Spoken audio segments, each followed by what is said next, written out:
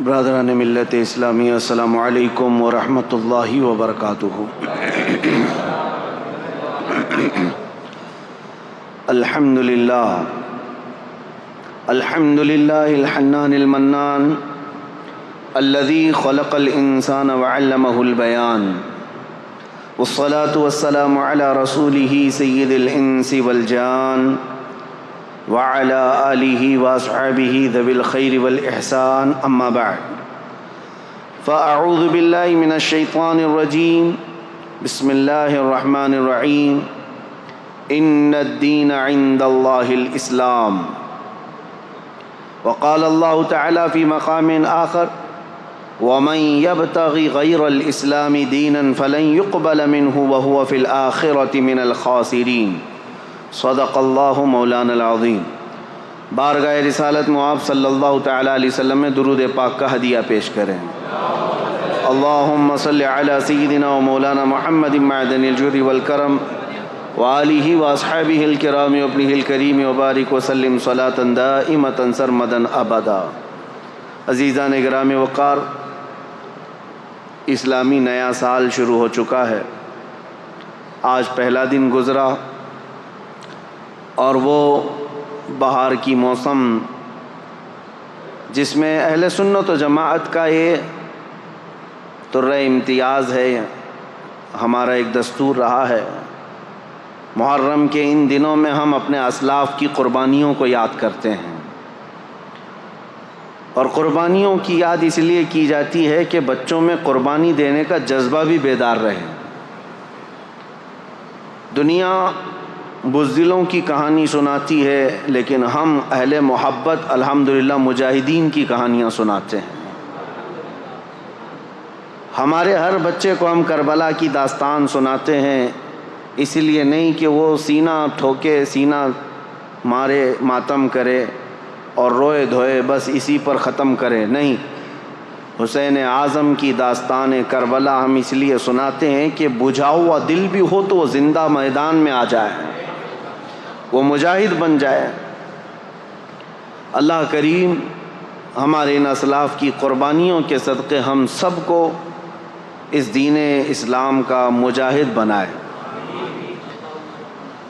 میں بغیر کسی تاخیر کے آج عرض کرتا ہوں کہ ہم نے عنوان چنا تھا تاریخ اسلام اور کربلا کی حقیقت۔ انشاءاللہ العزیز کربلا تک ہم بعد میں آئیں گے، اس سے پہلے ہم شروع سے چلتے ہیں۔ دین اسلام کس کو کہتے ہیں اور اسلام ہی کیوں، اور اسلام کے متعلق جو اعتراضات لوگوں کے، کفار و مشرکین کے چھوڑے ہوئے ہیں، شکوک و شبہات ہیں، اس پر ہم تھوڑی سی بات کر لیں گے۔ اس کے بعد پھر یہ اسلام کا سفر جو چلا ہے، اس سفر کو ہم لے کر کے چلیں گے کربلا کے میدان تک انشاءاللہ العزیز۔ میں اپنے مطالعے اور اپنے علم کی روشنی میں جتنا ہو سکے حتی الامکان تاریخ کے سچائیوں کو آپ کے سامنے رکھنے کی کوشش کروں گا۔ اس کی وجہ بھی یہ ہے کہ محرم کے ان 10 روزہ مجالس کے بہانے ہماری نئی جنریشن الحمدللہ وہ تاریخ اسلام سے واقف ہو جائے۔ ہر ایک کو ہونا یہی چاہیے کہ اس کو اپنے دین کی تاریخ معلوم ہو۔ ابھی تمہارا برتھ ڈے جس طرح سے یاد ہے، تمہیں نیند میں اٹھا کر کے بھی پوچھیں تو آپ کو پتہ ہے کہ تمہارا ڈیٹ آف برتھ کیا ہے، اس لیے کہ ہر سال مناتے ہو یا اپنی پیدائش کی تاریخ ہر کوئی یاد رکھتا ہے۔ میرے عزیزو، یہ تو پرانی چیز ہے، جب تم پیدا ہوئے تھے زمانہ گزر چکا ہے، اب تو تم جوان ہوئے اور کچھ تو بوڑھے ہو گئے، لیکن ان کو ڈیٹ آف برتھ یاد ہے۔ اس کی وجہ یہی ہے کہ تم اپنی پرانی چیز کو یاد رکھنا چاہتے ہو، جس طرح تمہیں اپنے جنم دن یاد ہے، یہ خود کی زندگی کے بارے میں جس طرح معلوم ہے، اسلام کی نشو و نما، اس کی تاریخ ابتدا سے لے کر اب تک ہر ایک کو معلوم ہونا چاہیے، تاکہ کفار و مشرکین اور ملحدین جو اب زمانے میں آ رہے ہیں، ایتھیسٹ، ان کے چھوڑے ہوئے اعتراضات سے تمہارے دل میں شک و شبہ پیدا نہیں ہونا چاہیے۔ سب سے پہلی چیز یہ لے کر کے چلیں دل میں کہ میرا دین حق ہے۔ اسلام سے زیادہ سچائی کسی میں نہیں ہے، اور ظاہر سی بات ہے میں اس کو سچا دین سمجھ کر کے ہی عمل کر رہا ہوں، اور اس کے متعلق ذرا بھی شک و شبہ اپنے دل میں نہیں آنا چاہیے۔ اب رہی بات جو اعتراضات ہیں، جو شک ہے، شبہات ہے، وہ آپ کے لیے نہیں ہے جو میں بیان کر رہا ہوں، آپ کے لیے اور ہمارے لیے ایسا ہے کہ میرا رب تبارک و تعالی، ہم تو یقین رکھتے ہیں، ابھی رات کے 10 بجنے کو جا رہے ہیں، رات کے 10 بجنے کو جا رہے ہیں، تو رات باہر کیا ہوگا؟ اندھیرا ہی ہوگا، باہر کیا ہوگا؟ اندھیرا ہی ہوگا۔ سورج کے نکلنے میں ابھی کافی ٹائم باقی ہو سکتا ہے، ابھی 8-10 گھنٹے 12 گھنٹے، ابھی تقریباً 8 گھنٹے کے بعد ہو سکتا ہے سورج نکلے، لیکن بحیثیت مسلمان ہمارا عقیدہ یہ ہے کہ مولا تبارک و تعالیٰ اگر چاہے تو ابھی 1 منٹ میں نہیں 1 سیکنڈ میں سورج کو پھر سے طلوع کر سکتا ہے۔ یہ ایمان کی مضبوطی، یہ یقین کے ساتھ ہم ہیں۔ یہ عقیدہ میں آپ کے لیے نہیں بیان کر رہا ہوں، اسلام کے متعلق ان ظالم کتوں کے لیے جو ہمہ وقت اسلام کے خلاف بھونکتے رہتے ہیں، یا پھر شکوک و شبہات ڈالتے رہتے ہیں میڈیا میں بیٹھ کر کے یا پھر ہمارے ماحول میں، اور سیدھا سادہ مسلمان یہ سوچنے لگتا ہے کیا ایسا بھی ہے میرے دین میں؟ اسی لیے میرے عزیزو، ان کی جانب سے 1000 شک و شبہات آئیں، لیکن تمہارا دین حق ہے، اس پر تمہیں یقین کامل ہونا چاہیے، اس وقت تک تم مومن نہیں ہو۔ یہ تو چند ٹکے کے خریدے ہوئے لوگ ہیں جو آج سوالات کر کر کے تمہارے دلوں میں شک پیدا کرتے ہوں۔ کل کو اگر دجال تمہارے سامنے آئے اور وہ یہ کہے میں خدا ہوں، تم کہو گے نہیں تم خدا نہیں ہو سکتے، تم سے سوال کرے گا پھر خدا کون ہے؟ تم کہو گے خدا وہ ہے جو آسمان سے بارش نازل کرتا ہے، وہ کہے گا کہ ابھی میں بارش برسا کر کے دکھاتا ہوں، بارش برسائے گا۔ تمہاری دلیل تو ختم ہو گئی نا۔ تم کیا دعویٰ کیے تھے کہ اللہ وہ ہے جو آسمان سے بارش نازل کرتا ہے، فوراً اس نے بارش برسا کر کے دکھا دیا۔ ہو سکتا ہے اس کے بعد بھی تم انکار کر دو کہ نہیں میں نہیں مانتا اس چیز کو۔ پھر وہ پوچھے گا پھر خدا کس کو مانتے ہو تم؟ تم کہو گے میں خدا اس کو مانتا ہوں جو موت بھی دیتا ہے اور حیات بھی دیتا ہے۔ وہ دجال اپنے سامنے ہی ایک آدمی کو مار ڈالے گا اور پھر مرے ہوئے آدمی کو دوبارہ زندہ کر کے کھڑا کرے گا، کہا لو میں نے کر دیا۔ تمہارا دعویٰ تو یہی تھا کہ خدا وہ ہے جو زندگی دیتا ہے اور موت دیتا ہے، میں نے تو دے دیا، تمہارے آنکھوں کے سامنے دیا ہے۔ عزیزان گرامی وقار، اس سے بھی بڑی بڑی چیزیں وہ کر کے دکھائے گا۔ تو اب اس وقت تمہارا کیا ہونا چاہیے؟ یہ حدیث پاک میں میرے آقا صلی اللہ تعالیٰ علیہ وسلم نے پہلے ہی بیان فرما دیا، یہ ساری نشانیاں بتاتی۔ یہ آج چند ٹکوں کے خریدے ہوئے لوگوں کے چھوڑے ہوئے اعتراضات پر تم ڈاواں ڈول ہو جاتے ہو۔ تمہارا ایمان تو اتنا مضبوط ہونا چاہیے کہ میری آنکھوں کے سامنے بھی اگر کوئی بارش نازل کر کے دکھا دے، مرے ہوئے کو زندہ کر کے دکھا دے، تب بھی میں اس کو خدا تسلیم نہیں کر سکتا، میرا خدا تو صرف اللہ رب العالمین ہے۔ اتنا یقین رکھو کہ ظاہری حالات دیکھ کر کے تمہیں ڈاواں ڈول نہیں ہونا ہے، ورنہ ہزاروں کی تعداد میں صرف دجال کے پیچھے ہی کافر ہو جائیں گے۔ آج میں اس مضبوطی کے ساتھ تمہارے سامنے آیا ہوں کہ تمہارے دلوں میں اسلام اور تمہارے ایمان کی دولت اتنی راسخ ہو جائے، اتنی مضبوط ہو جائے کہ یہ چھوڑے ہوئے اعتراضات اور شکوک و شبہات سے تم ڈگمگ نہیں ہونا، کبھی ادھر ادھر تزلزل کے شکار نہ ہو۔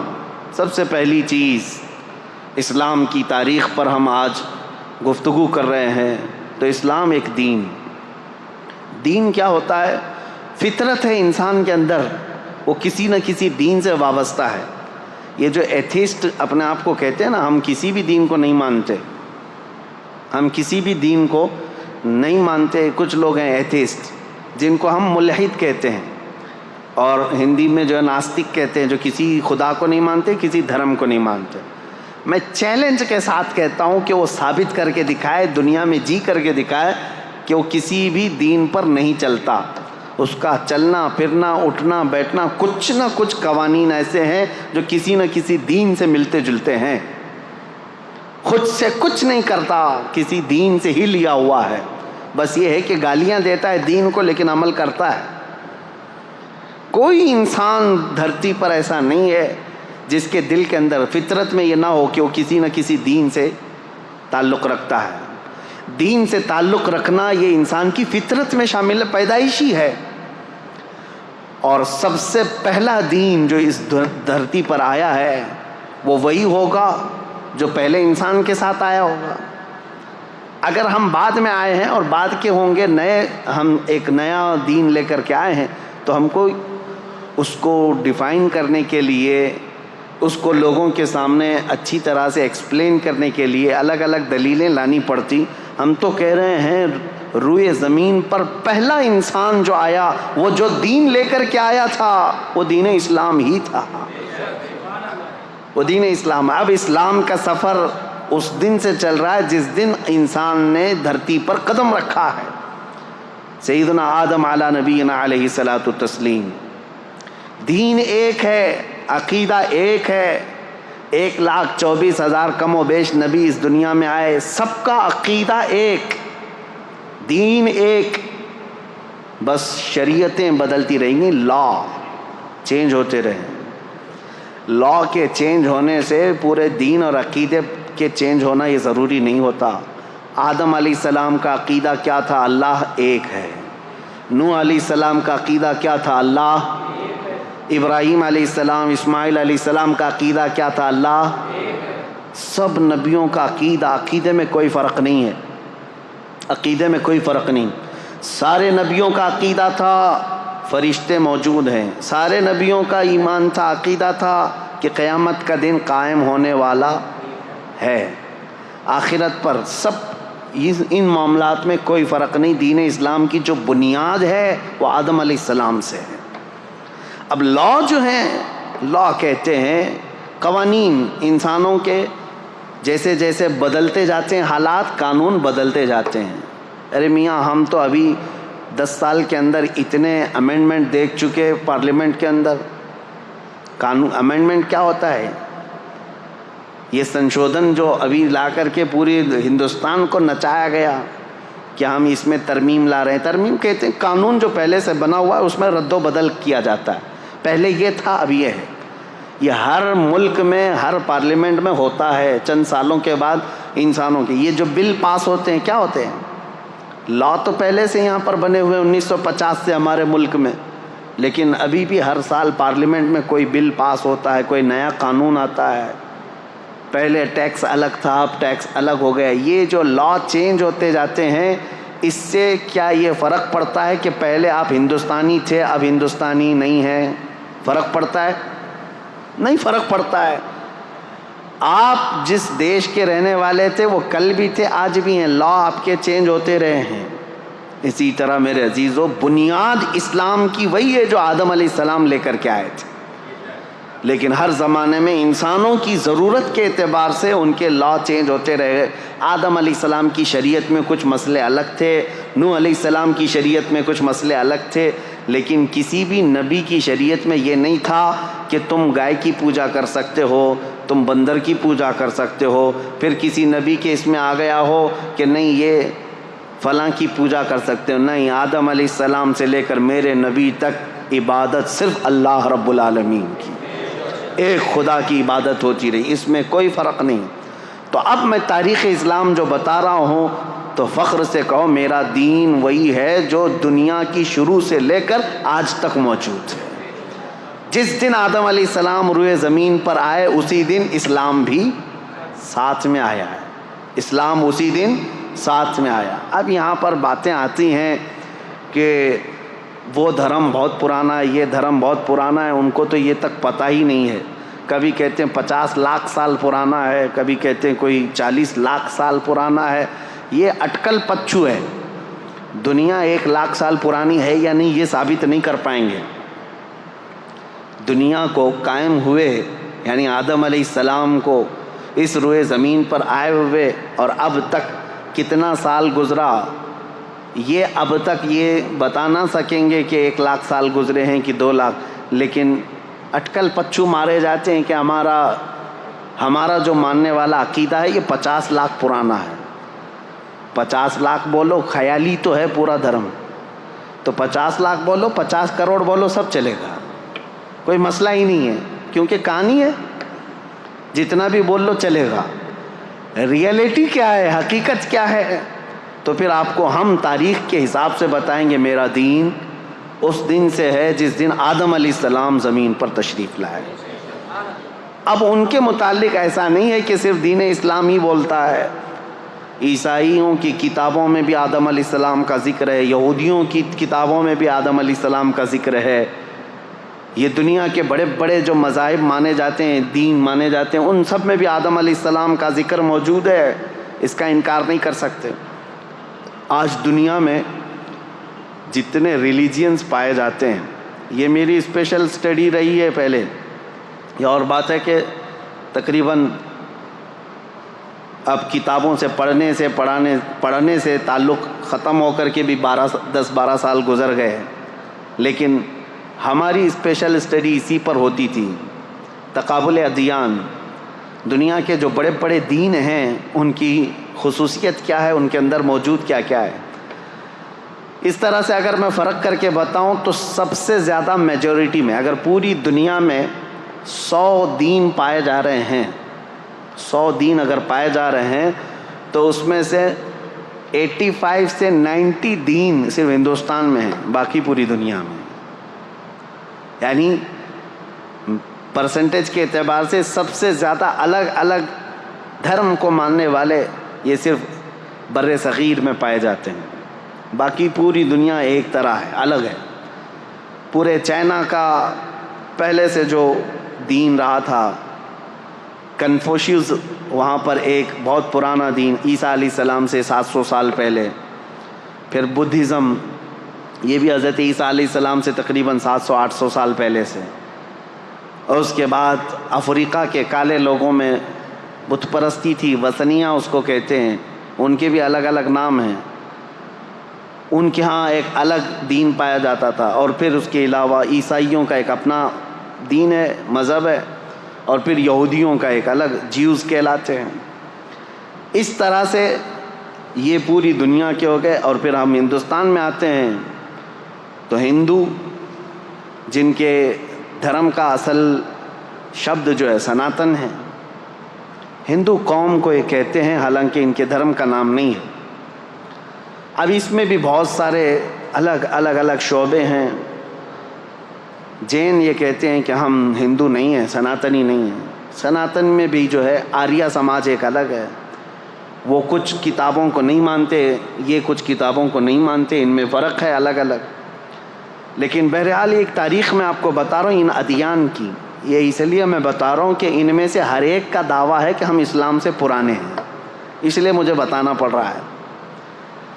یہودی جیوز یہ کہتے ہیں کہ ہم تو بہت پرانے ہیں، ابراہیم خلیل اللہ علیہ الصلاۃ والتسلیم کے بیٹے حضرت اسحاق علیہ السلام سے لے کر کے یعقوب علیہ السلام کے 12 بیٹے تھے، ان میں بڑے بیٹے کا نام یہودا تھا، وہاں سے یہودی ہیں، ان کی اپنی ایک تاریخ ہے۔ کرسچین جو ہیں عیسائی، یہ حضرت عیسیٰ علیہ السلام کے پیروکار ہیں، دنیا میں آج ان کی سب سے زیادہ تعداد مانی جاتی ہے، میجورٹی ہے۔ اور اس کے علاوہ جو سناتنی ہیں، آریہ سماج ہیں، یہ تو تاریخ بتاتے بھی نہیں، یہ یہودی تو تاریخ بتاتے ہیں کہ عیسیٰ علیہ السلام سے اتنے سال پہلے کے تھے۔ بدھزم کے جو لوگ ہیں، بدھسٹ، ان کے بھی یہاں تاریخ ہے، گوتم بدھ کے پیدائش کی تاریخ یا ان کے زمانے سے وہ لوگ ہیں۔ اور جو چائنا میں کنفوشیوس تھے، ان کی بھی ایک تاریخ ہے، یہ سب کی ایک تاریخ ہے، لیکن ہندوؤں کے ہاں سیدھے 50 لاکھ سال پہلے کی تاریخ ہے۔ اب وہ ہم کو تو نہیں معلوم 50 لاکھ سال پہلے یا 60 لاکھ سال پہلے، بہرحال۔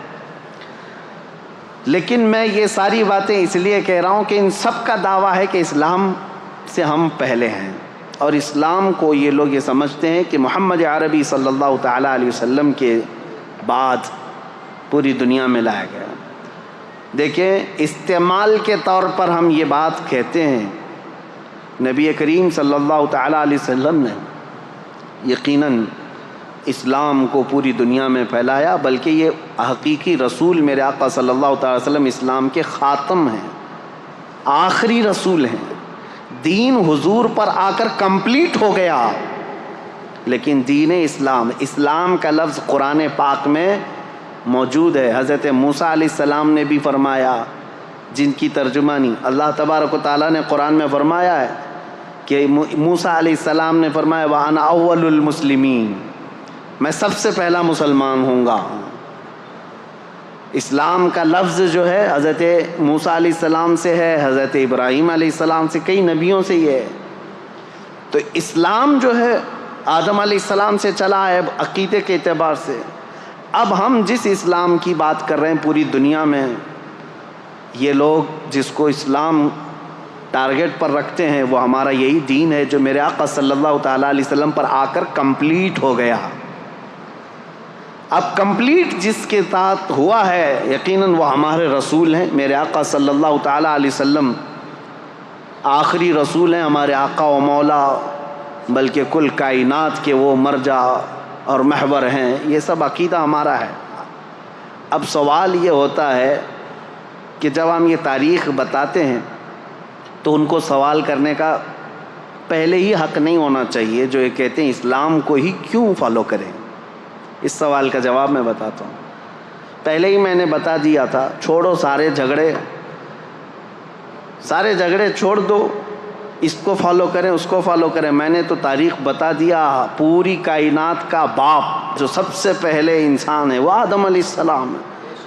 آؤ ہم اور آپ اپنے باپ کے دین پر قائم ہو جاتے ہیں اور وہ دین اسلام ہے، وہ دین اسلام ہے، آدم علیہ الصلاۃ و تسلیم۔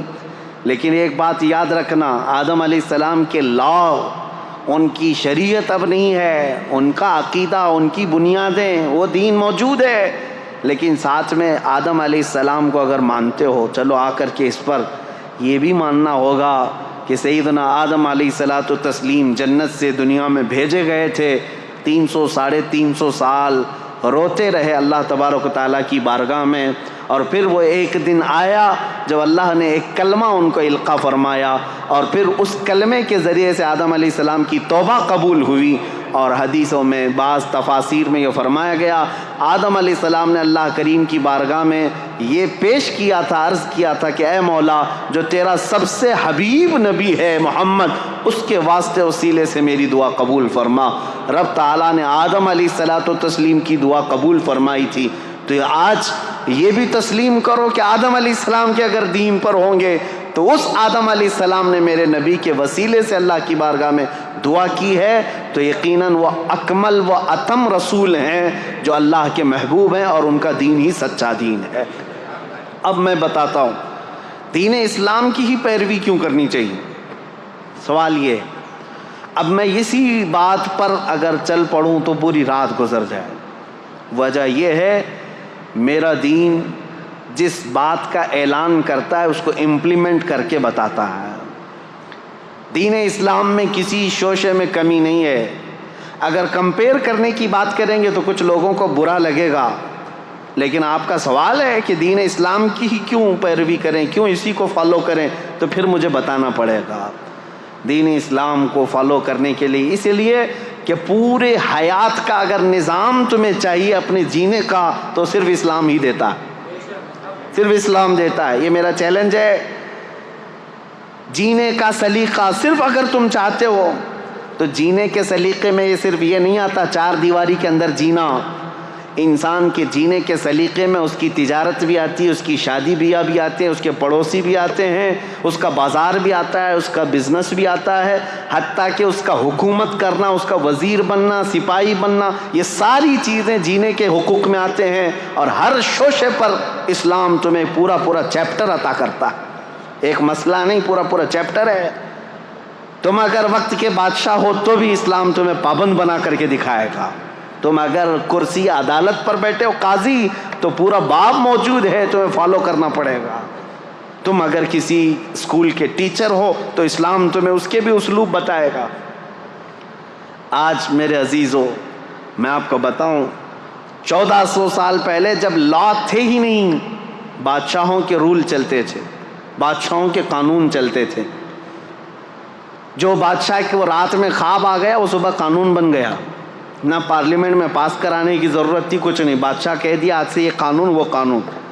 اسلام نے سب سے پہلے یہ دنیا میں قوانین پیش کیے کہ نہیں، حکومت بھی چلے گی تو لا کے ذریعے سے چلے گی، اور اس لا کے اندر وقت کا خلیفہ بھی داخل ہوگا، وہ بھی شامل ہوگا، قانون اس کے اوپر بھی ہوں گے، کسی ایک کے اوپر نہیں ہے۔ کئی مرتبہ ایسا ہوا ہے میرے عزیزو، خلفائے راشدین سے افضل اس امت کے صحابہ میں سے لے کر آخری زمانے تک کوئی نہیں ہے۔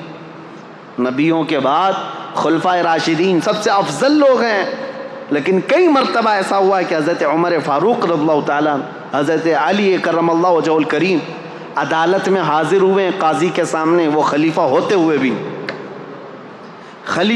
ہوئے بھی عدالت میں حاضر ہوئے ہیں، نہ قاضی نے ان کے خلیفہ ہونے کا وہ کیا کہ وقت کا خلیفہ آیا ہے، نائب رسول ہیں، صحابی رسول ہیں، ان کی فضیلتوں میں کیا کیا حدیثیں نہیں آئی ہیں، لیکن وقت کا قاضی عدالت کے منصب پر جب بیٹھا ہے تو وہ نظریں تک نہیں اٹھاتا کہ مسئلہ فیصلے کا ہے، عدالت کا ہے۔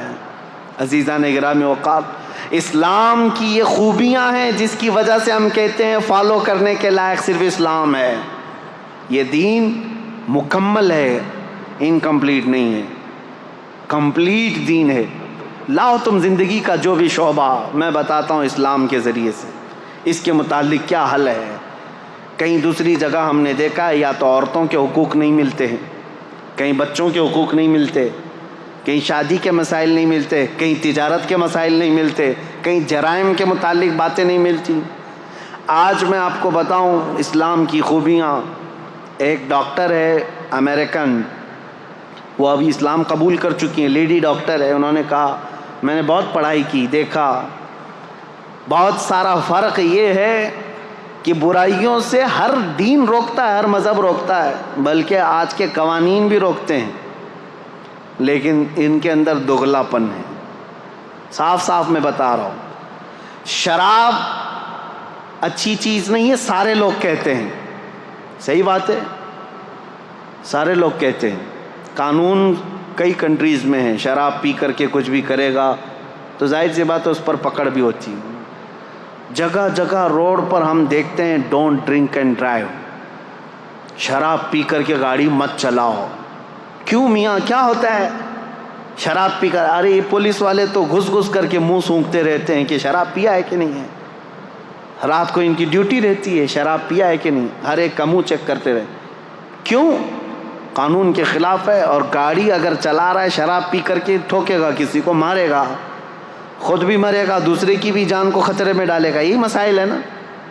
ہم سوال یہ کرتے ہیں جب یہ اتنی خطرناک چیز ہے کہ کبھی بھی ایکسیڈنٹ کرتا ہے آدمی، کبھی بھی ایکسیڈنٹ کرتا ہے، کسی کو مار سکتا ہے، بلکہ پی کر کے جائے اور سیف ڈرائیونگ کر کے بھی جائے تو جا کے گھر میں بیوی کو تو مارتا ہی ہے، گھر میں پتہ نہیں کیا کیا کرتا ہے۔ کہاں یہ تو ہوتا ہے۔ ہم نے کہا یہ سب لکھ کر کے لگاتے آپ ہو، ڈونٹ ڈرنک اینڈ ڈرائیو، لیکن ہمیں یہ بتاؤ کہ اس کو پینے کی جگہ کہاں ہوتی ہے اور اس کو پلانے والے کو لائسنس کون دیتا ہے؟ کوئی ایک بھی شراب کی دکان کیا حکومت کی پرمیشن کے بغیر علل اعلان چلائے جا سکتی ہے؟ نہیں۔ میاں ایک طرف تم خود ہی لائسنس بانٹتے ہو کہ شراب بیچو، اور اس کے بعد پھر لوگوں کو پابندی بھی لگاتے ہو پینا نہیں۔ یہ دغلا پن، اس کو ایک امریکن ڈاکٹر نے کہا میں نے دنیا بھر میں یہ دیکھا، اب آؤ اسلام میں۔ میرے آقا صلی اللہ تعالیٰ علیہ وسلم نے جب شراب کی حرمت کا حکم فرمایا کہ شراب حرام ہو گئی تو ایک قبیلہ حضور کے پاس آیا تھا، انہوں نے پوچھا اے اللہ کے نبی صلی اللہ علیہ وسلم آپ ہمیں کن کن چیزوں سے روکتے ہیں؟ میرے آقا صلی اللہ تعالیٰ علیہ وسلم نے 4 چیزوں سے ان کو منع کیا تھا۔ وہ 4 چیزیں کیا تھیں بتاؤں میں آپ کو؟ یہ صحیح حدیث ہے، بخاری شریف میں موجود ہے۔ نبی کریم صلی اللہ تعالیٰ علیہ وسلم نے فرمایا جو 4 آلے ہوتے تھے شراب پینے کے، کوئی ایک کدو کو کاٹ کر کے بیچ میں سے اس کا پورا ایک مٹکا بنا دیتے تھے، اور ایک لکڑی کا گلاس ہوا کرتا تھا، یا پھر ایک پرانے زمانے میں کسی پھل کا ایک برتن بنایا جاتا تھا، اس میں شراب ڈال کر کے لوگ پیتے تھے تو نشہ زیادہ آتا تھا، اور عربوں کے یہاں 50-50 سال پرانی شراب پی جاتی تھی۔ نبی کریم صلی اللہ تعالیٰ علیہ وسلم نے شراب کے حرام ہونے کا حکم تو دیا، ساتھ میں یہ فرمایا وہ مٹکا بھی توڑو، وہ گلاس بھی توڑو، اور وہ برتن بھی توڑو، ان سب چیزوں کو ختم کرو۔ اب کبھی حکمت سوچو میرے عزیزو، شراب حرام ہو گئی، یہ پیالے کیوں حرام ہوئے؟ اس لیے کہ ان پیالوں کو دیکھ کر پینے والے کو پھر سے وہ شراب کی یاد نہ آ جائے۔ اسلام جڑ پر انگلی رکھتا ہے، اسلام بنیاد پر انگلی رکھتا ہے، یہ نہیں کہ اب تم پی کر کے آؤ تو بعد میں دیکھیں گے علاج کیا جائے گا۔ آج اسلام کی خوبیوں کے بارے میں، عصمت دری کے معاملات کتنے تیزی سے بڑھے ہیں پتہ ہے؟ آج کی رپورٹ، میں آج ہی کی بات بتا رہا ہوں، USA کی رپورٹ میں، امریکہ کے پورے حصے میں پر ڈے 1700 لڑکیاں ریپ کا شکار ہوتی ہیں۔ یہ وہ ہیں جو ریکارڈ میں آتی ہیں، اور ریکارڈ میں جو آتی ہیں وہ 1/3 ہوتی ہیں، باقی تو ویسی ہے۔ اور اس میں ہندوستان میں بھی بہت زیادہ لیول بڑا ہوا ہے ریپ۔ ہمارے ہاں تو آپ نے دیکھے اس پر کتنے احتجاجات ہوئے ہیں، چھوٹی عمر کے نابالغ لڑکوں کو جو حکومت کی نظر میں، ان لوگوں کے ذریعے سے بھی 16 سال کا 15 سال کا لڑکا شراب پی کر کے کسی لڑکی کو اچانک اٹھا لیا، 3-4 درندوں نے مل کر کے اس کی عصمت لوٹ لی، عزت لوٹ لی، اور مار کر کے اس کو راستے پر پھینک دیا۔ یہ کتنے واقعات ہو رہے ہیں۔ اب اس پر بات 2-4 دن تک گرم رہتی، میڈیا میں چلتی ہے، لوگ سڑکوں پر آ جاتے ہیں، انصاف انصاف انصاف۔ میرے عزیزو، زنا ایک بہت سنگین جرم ہے۔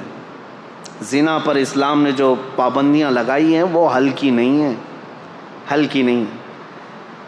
آپ میں سے کوئی بھی عزت والا، میں ان سے پوچھتا ہوں جو ہندو ہیں، جو کرسچن ہیں یا دوسرے دھرم والے، میں ان سے پوچھتا ہوں کیا تم اس بات کو پسند کرتے ہو کہ تمہاری بہن کو کوئی بھی اٹھا کر لے جائے اور اپنے بستر کی زینت بنائے؟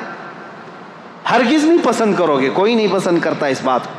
تمہاری ماں کو کوئی لے جائے، کوئی بہن کو لے جائے، کوئی بیٹی کو لے جائے، ہرگز تم بھی نہیں پسند کرتے۔ میرے دین کی خصوصیت یہ اپنی جگہ پر، میں ان سے پوچھتا ہوں تم پسند کرتے ہو؟ نہیں پسند کرتے۔ جب یہ اتنا گھناؤنا جرم ہے، نہیں پسند کرتے اس کو کوئی بھی، لیکن یہ کنٹینیو ہوتا چلا آ رہا ہے۔ کیوں ایسا ہے؟ اس کی وجہ کیا ہے؟ یہ بڑھتے ہوئے ریپ کے کیسز۔ میرے عزیزو، سارے دین، سارے دھرم اس کے خلاف تو ہیں، لیکن اسلام نے جو دردناک سزا رکھی ہے وہ ایسی ہے کہ زنا کرنے والا سوچ کر کے کانپنے لگ جائے۔ پورے سورہ نور کی شروعات اللہ تعالیٰ نے یوں فرمایا، سورۃ انزلناہا وفرضناہا وانزلنا فیہا آیات بینات لعلکم تذکرون الزانیۃ والزانی فاجلدوا کل واحد منہما 100 جلدہ ولا تأخذکم بہما رأفۃ فی دین اللہ ان کنتم تؤمنون باللہ والیوم الآخر وَلْيَشْهَدْ عَذَابَهُمَا طَائِفَةٌ مِّنَ الْمُؤْمِنِينَ۔ پوری آیت ہے، اللہ تعالیٰ فرماتا ہے زنا جس نے کیا، زنا کیا ہے؟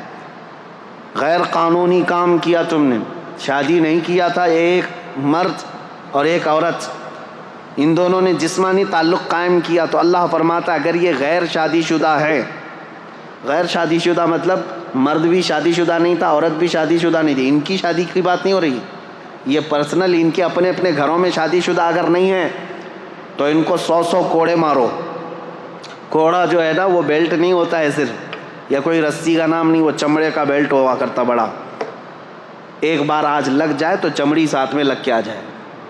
100 کوڑوں پر تو آدمی کی موت بھی ہو سکتی ہے، بلکہ قریب موت کی ہو جاتا ہے۔ اور اگر شادی شدہ ہے تو کہا گیا کہ پتھروں سے اس کو ہلاک کر دیا جائے گا، سنسار۔ اس کو لوگ مذاق میں لیتے ہیں۔ آج وہ لوگ یہ کہتے ہیں اتنا خطرناک کہ کسی کو مار دیا جائے گا۔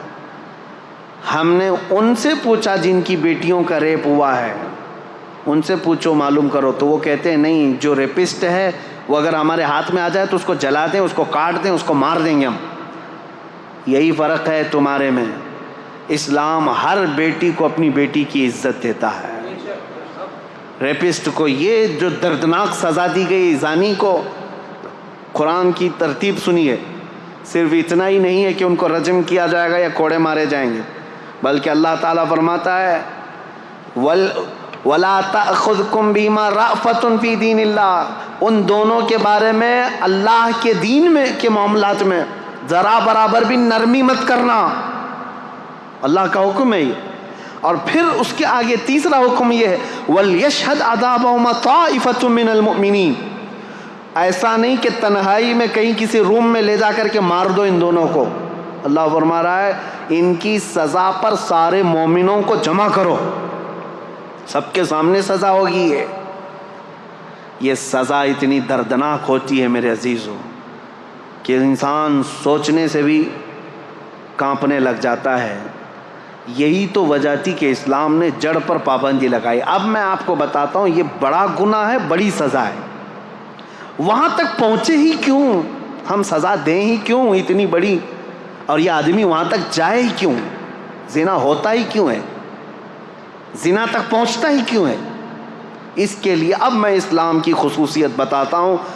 سوال یہی تھا نا کہ اسلام کو ہی کیوں فالو کریں، سوال یہی ہے نا اسلام کی پیروی کیوں کریں؟ اب سنو، تم تو اب زنا کے بعد ہو سکتا ہے قانون لگاؤ گے، ریپسٹ کے لیے یہ ہے 10 سال کی سزا، 18 سال کی سزا، کسی کے ہاں 14 سال کی سزا، نابالغ بچی کے ساتھ ہو جائے تو اس کو عمر قید کی سزا۔ سزاؤں کا نفاذ یہ تو بعد میں ہوگا، اور تم تو یہ پہلے سے سوچ رہے ہو یہ کر کے آئے گا تب یہ سزا ہوگی۔ اسلام کیا کہتا ہے وَقُلْ لِلْمُؤْمِنِينَ يَغُضُّوا مِنْ أَبْصَارِهِمْ، اے محبوب اپنے غلاموں سے فرما دیں اپنی نگاہیں نیچی رکھیں، زنا تک جاتے ہی کیوں؟ وَلَا تَقْرَبُوا الزِّنَا إِنَّهُ كَانَ فَاحِشَةً، اللہ فرماتا ہے زنا کے قریب بھی مت جاؤ، وہ بہت بڑی بے حیائی۔ اور رب تعالیٰ نے صرف مومن مردوں سے نہیں فرمایا وَقُلْ لِلْمُؤْمِنَاتِ يَغْضُضْنَ مِنْ أَبْصَارِهِنَّ وَيَحْفَظْنَ فُرُوجَهُنَّ، اور اے محبوب مومنہ عورتوں سے بھی کہہ دیں وہ اپنی آنکھیں نیچی رکھیں، اپنی شرمگاہوں کی حفاظت کریں۔ وَلَا يُبْدِينَ زِينَتَهُنَّ، اے محبوب ان سے کہہ دیں اپنی مومنہ عورتوں سے، امتیوں سے، کہ وہ اپنی زینت کا اظہار نہ کریں۔ یہ قرآن کا حکم ہے۔ عورت اپنی زینت کا اظہار کس کے پاس کر سکتی؟ الا لبعولتہن، اپنے شوہروں کے پاس، او آبائہن، اپنے باپ کے پاس۔ یہ جن لوگوں کا ذکر آیا ہے قرآن میں ان کے سامنے، اپنے بیٹوں کے سامنے، اپنے بھانجوں کے سامنے، اپنے بھتیجوں کے سامنے، بس ان کے علاوہ کسی کے سامنے عورت اپنی زینت کا اظہار نہ کرے۔ اب مجھے بتاؤ اسلام نے کہاں روک لگائی ہے؟ جہاں سے شروعات ہوتی ہے، النظرۃ سہم من سہام الشیطان۔ اے نوجوانوں توجہ سے سن لو، میرے آقا صلی اللہ علیہ وسلم نے فرمایا نظر جو ہے شیطان کے تیروں میں سے ایک تیر ہے۔ نظر سے شروعات ہوتی ہے، نظریں دو چار ہوئیں، اس کے بعد پھر جسم حرکت کیا، دل کے اندر وسوسے پیدا ہوئے اور اس گناہ کے ارتکاب کے لیے آدمی دوڑ پڑا، لیکن شروعات ان آنکھوں نے کی تھی اور قرآن نے وہیں پر پابندی لگائی تھی۔ یہ میرے دین کی خصوصیات ہے۔ تم پوچھتے ہو اسلام کو ہی فالو کیوں کرے؟ یہ جرائم کو، کرائم کو ایسے روکتا ہے جہاں سے اس کی شروعات ہوتی ہے۔ جہاں چشمہ پھوٹنے والا ہے وہیں پر بند باندھ دو، پانی بہہ جانے کے بعد گٹر بند کرنے سے کچھ نہیں ہونا۔ جہاں سے سوتا پھوٹا ہے اسی کو روکنا ہے۔ اسلام وہاں پر بند باندھتا ہے، نظروں کو نیچی رکھو۔ چوری پھر بھی گھٹتی نہیں آج، چوری کا آپ یہ دیکھیں ریشو تو کم نہیں ہوا ہے، بڑھتا ہی جا رہا ہے۔ چوروں سے کیسے چھٹکارا حاصل کریں؟ اسلام نے اس کے لیے بھی حل بتایا۔ چور جو چوری کرتا ہے ضرورت کے تحت ہوتا ہے، شروع میں ایسا ہی ہوتا ہے کہ اس کو غربت چوری پر لے آتی ہے، اس کی ضرورت جو ہے چوری پر لے آتی ہے، یا تو گھر میں کوئی چیز کی کمی۔ شروع کی بات، پیشہ ور چور کی بات الگ ہے، جس کا پیشہ بن گیا، عادت بن گئی، وہ بعد میں ہوتا ہے، لیکن سٹارٹنگ چور کیسے کرتا ہے؟ اس کی ضرورت اسے چوری پر لاتی ہے۔ اسلام نے اس کے لیے سب سے پہلے سزا مقرر نہیں فرمائی، بلکہ پہلے سارے مسلمانوں پر زکوٰۃ کا نظام نافذ کیا۔ زکوٰۃ کا نظام ایسا نافذ کیا، امپلیمنٹ کیا ہے کہ تم میں سے ہر کوئی اپنے مال کا 2.5% نکالے۔ اگر صحیح معنوں میں مسلمانوں کا مال جس طرح بیت المال میں جمع ہوتا تھا نکل جاتا اور جو جو ضرورت مند ہوتا اس کے گھر پر یہ مال پہنچتا تو چوری پر ہاتھ کاٹنے کی سزا ہے اسلام میں.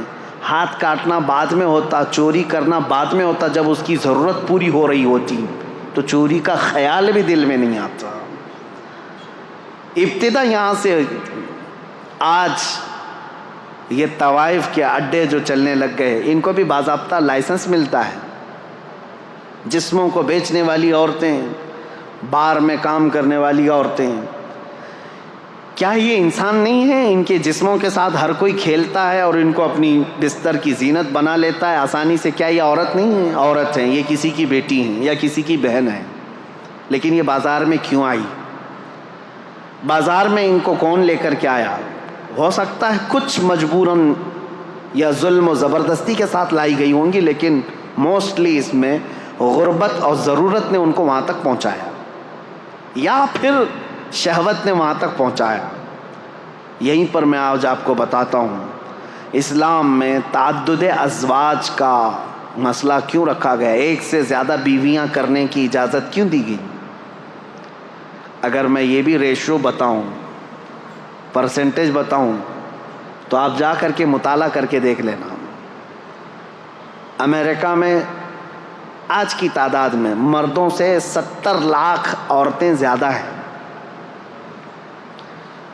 یو کے میں 40 لاکھ کے قریب مردوں سے عورتیں زیادہ ہیں. تعداد کاؤنٹنگ کی بات کر رہا ہوں, مردم شماری میں. رشیا میں بھی تقریباً 50 سے 60 لاکھ کے قریب عورتیں زیادہ ہیں. موسٹلی پوری دنیا میں اگر عورتوں کی تعداد اور مردوں کی تعداد کو کاؤنٹ کیا جائے تو اس میں عورتوں کی تعداد کئی لاکھ گنا زیادہ ہے. یہ جو بھونکتے رہتے ہیں اسلام 4 بیویاں کرنے کی اجازت دیا, اب یہ سول کوڈ ان کو اسی لیے سب سے زیادہ وہ ہے. ہندوؤں کے لیے قانون بنا ہوا ہے یہاں پہ کہ وہ ایک سے زیادہ شادی نہیں کر سکتے. ہندو میرج ایکٹ کے اندر دوسری شادی کرنا ان کے لیے غیر قانونی ہے. اور مسلمانوں کے لیے مسلم میرج ایکٹ کے اندر ہے کہ وہ دوسری شادی کر سکتا ہے. ہمارے یہاں اجازت تھی. میرے عزیزو, یہ زور زبردستی نہیں. جب لا بن رہے تھے انڈیا کے تب یہ دونوں کے دھرم کو سامنے رکھ کر کے ہی بنایا گیا تھا. ہندوؤں کے بھی بڑے بڑے لوگوں سے یہ پوچھا گیا تھا کہ تمہارے اندر یہ پروویژن ہونا چاہیے کہ دوسری کرنے کی. نہ نہ نہ نہ نہ, یہ تو پاپ ہے. تو ٹھیک ہے, پاپ ہے تو قانون بنا کر کے رکھا گیا کہ دوسری شادی اس میں نہیں ہونا چاہیے. مسلمانوں میں نہیں, جائز ہے. 4 تک کی اجازت ہے. کھلا رکھا گیا, اوپن رکھا گیا.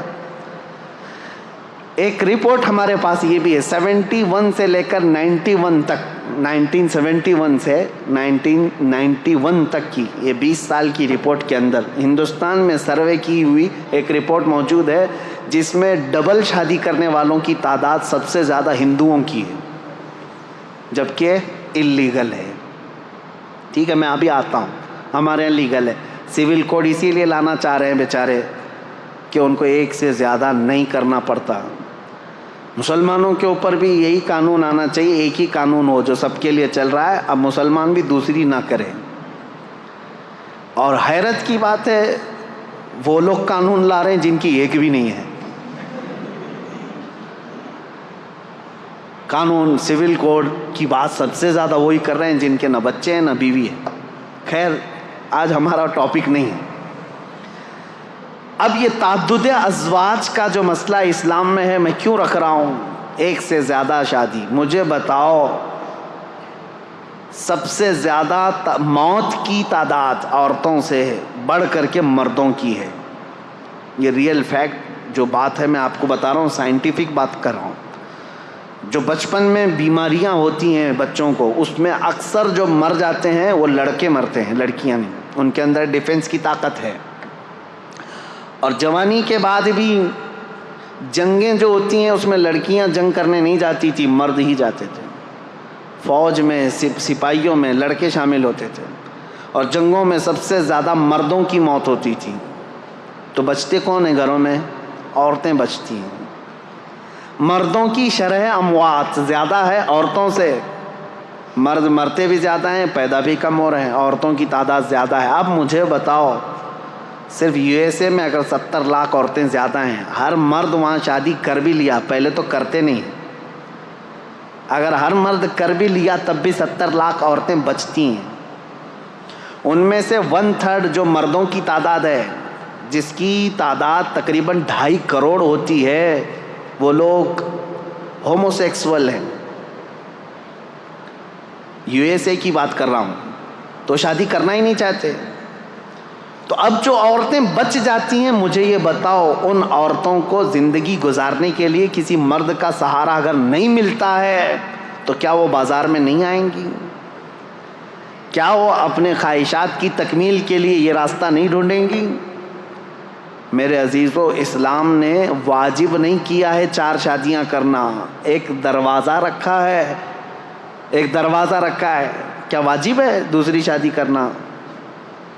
یہاں اسلام نے ایک تمہارے لیے سہولت کا دروازہ رکھا ہے، اس پر ان کو اتنا واویلا ہے، لیکن حقیقت میں یہ ریئل لائف کے اندر آؤ کہ دنیا میں ہو کیا رہا ہے۔ ان عورتوں کو بھی انصاف دلانا ہے جو بغیر کسی شوہر کے پوری زندگی گزار کے چلی جاتی ہیں۔ اگر کوئی مرد ایک کے علاوہ دوسری کو نکاح کرتا ہے تو میرے عزیزو، یہ صرف وہ اپنے جسم کی تسکین کے لیے نہیں کر رہا، بلکہ ایک ایسی آوارہ ہونے والی عورت کو گناہوں سے بچا کر کے اپنے گھر کی ملکہ بنانا چاہ رہا ہے۔ اسلام کے اوپر اعتراضات جو کرتے ہیں، ان کے ہم باندیاں ہیں، باندیوں سے شادی کرتے ہیں، یعنی ایک سے زیادہ باندیاں جو رکھی جاتی ہیں۔ میرے عزیزو، اس میں بڑی حکمت تھی۔ پہلے جو ہے جنگوں میں جب ایک فوج کو دوسری فوج پر فتح حاصل ہوتی تو سامنے والوں کا سارا مال بھی لے آتے، وہاں کے جتنے قیدی ہوتے ان کو غلام بھی بنایا جاتا، اور ان کی جو عورتیں ہوتی تھیں وہ باندیاں بن جاتی تھیں، باندیاں بن کر کے سب کو بانٹ دی جاتی تھی۔ یہ اسلامی میں نہیں، پہلے کی ساری قومیں یہ کرتی تھیں، اور ان عورتوں کے ساتھ بدترین سلوک کیا جاتا تھا، بدترین سلوک۔ ان کو جانوروں کے ساتھ باندھا جاتا تھا، اور پھر جب خواہش ہوتی ان کے ساتھ جمع کرتا آدمی، اور پھر ان کو وہاں باندھ کر کے رکھتا، باندیوں کو، جو جنگوں میں حاصل کی ہوئی عورتیں ہوتی تھیں۔ یہ اسلام تھا۔ میرے آقا صلی اللہ تعالیٰ علیہ وسلم کے آخری الفاظ پتہ ہے؟ حضور کی وفات کے وقت سب سے آخری الفاظ 2 ہی تھے، الصلاۃ و ملک یمین، نماز اور اپنے ماتحت رہنے والی باندیوں کا خیال کرو، غلاموں کا خیال کرو۔ میرے آقا صلی اللہ علیہ وسلم نے اس وقت فرمایا جب آپ کی روح رب اعلیٰ کی طرف جا رہی تھی۔ یہ باندیوں کے حقوق کیوں میرے آقا نے فرمایا؟ کہ صرف یہ کام کاج کی مشینیں نہیں ہیں، ابھی اگر جنگوں کے بعد تمہارے ہاتھ آئی ہیں تو انہیں نکاح کرو اور ان کو اپنے گھر کی زینت بناؤ۔ وہ ملکہ بن کر کے رہی ہیں، 1 2 نہیں، ہزاروں تاریخ اسلام میں موجود ہیں جو صحابہ کے نکاح میں آئیں اور ان سے اولاد بھی ہوئیں، ان سے بڑے بڑے فقیہ اور محدث بھی پیدا ہوئے۔ ان عورتوں کو آوارہ ہونے سے اسلام نے بچایا۔ میرے عزیزوں، میں کتنی باتیں عرض کروں، اسلام کی ہی پیروی کیوں کی جائے؟ یہ خوبیاں اگر میں بتاتا رہوں، یہ آپ کے لیے نہیں ہے، آپ آلریڈی اللہ تعالیٰ کی طرف سے ہدایت دیے ہوئے ہیں۔ اللہ تعالیٰ نے آپ کو اسلام پہلے سے دیا ہے، یہ اس کا شکر ہے۔ میں ان لوگوں سے پوچھ رہا ہوں، ان لوگوں سے کہہ رہا ہوں جو یہ کہتے ہیں اسلام کی ہی پیروی کیوں کریں، اس کے اندر کیا خصوصیت ہے، اسلام کو فالو کیوں کریں؟ ان کے لیے میں کہہ رہا ہوں اسلام پورا نظام حیات ہے، پوری زندگی کا دستور ہے، اور چیلنج ہے میرا ہی، کوئی بھی لے کر کے آ کر کے دکھائے، میں بتاؤں گا کہ انکمپلیٹ ہے تمہارے یہاں، انکمپلیٹ۔ کسی بھی دین میں جاؤ۔ ایک اور خاتون کی بات میں کرتا ہوں، رشیا کی ہے، وہ دین اسلام میں آئیں تو انہوں نے لکھا ہے، وہ بھی ایک خاتون ہے، نام میں نہیں جانتا یا یاد نہیں ہے ابھی مجھے نام۔ انہوں نے کہا کہ میں دین اسلام میں داخل ہوئی، لوگ یہ پوچھتے ہیں سبب کیا تھا، وہ کہتی ہیں کہ اس طرح سوال کرنا بھی میں اس کو غلط سمجھتی ہوں کہ اسلام کی اتنی بڑی عظمت کے لیے یہ سوال ہونا ہی نہیں چاہیے، کوئی اسلام میں آ رہا ہے تو کس وجہ سے آیا۔ وہ خاتون کہتی ہیں میری تو وجہ یہ تھی، سب سے بڑی وجہ کہ میں نے صرف اس دین میں دیکھا کہ بندہ بغیر کسی، جیسے پجاری کے، پادری کے، جیسا ان کے ہاں پورا تسلط قائم ہے، حکومت قائم ہے کہ ان کے علاوہ کچھ ہو نہیں سکتا، بابائیت، پاپائیت جس کو کہتے ہیں، وہ کہتی ہے صرف دین اسلام ایسا ہے جس میں بندہ تنہا بھی اگر چاہے تو اللہ سے قریب ہو جاتا ہے. اور خدا فرماتا ہے اے محبوب میرے بندے میرے بارے میں آپ سے سوال کرتے ہیں، اے رسول میرے بندے آپ سے میرے بارے میں سوال کرتے ہیں کہ ہمارا رب کہاں ہے. اے میرے محبوب ان کو جواب دیں کہ ہم ان کے شہرت سے زیادہ قریب ہیں. اللہ فرماتا ہے قرآن پاک میں بہت قریب ہوں تم سے. وہ خاتون کہتی ہے مجھے یہ فلسفہ اتنا اچھا لگا کہ بندہ یہاں پر آزاد ہے، جو جس طرح دوڑنا چاہے اپنے رب کے حضور ہو جا سکتا ہے. عیسائیت میں نہیں ہے.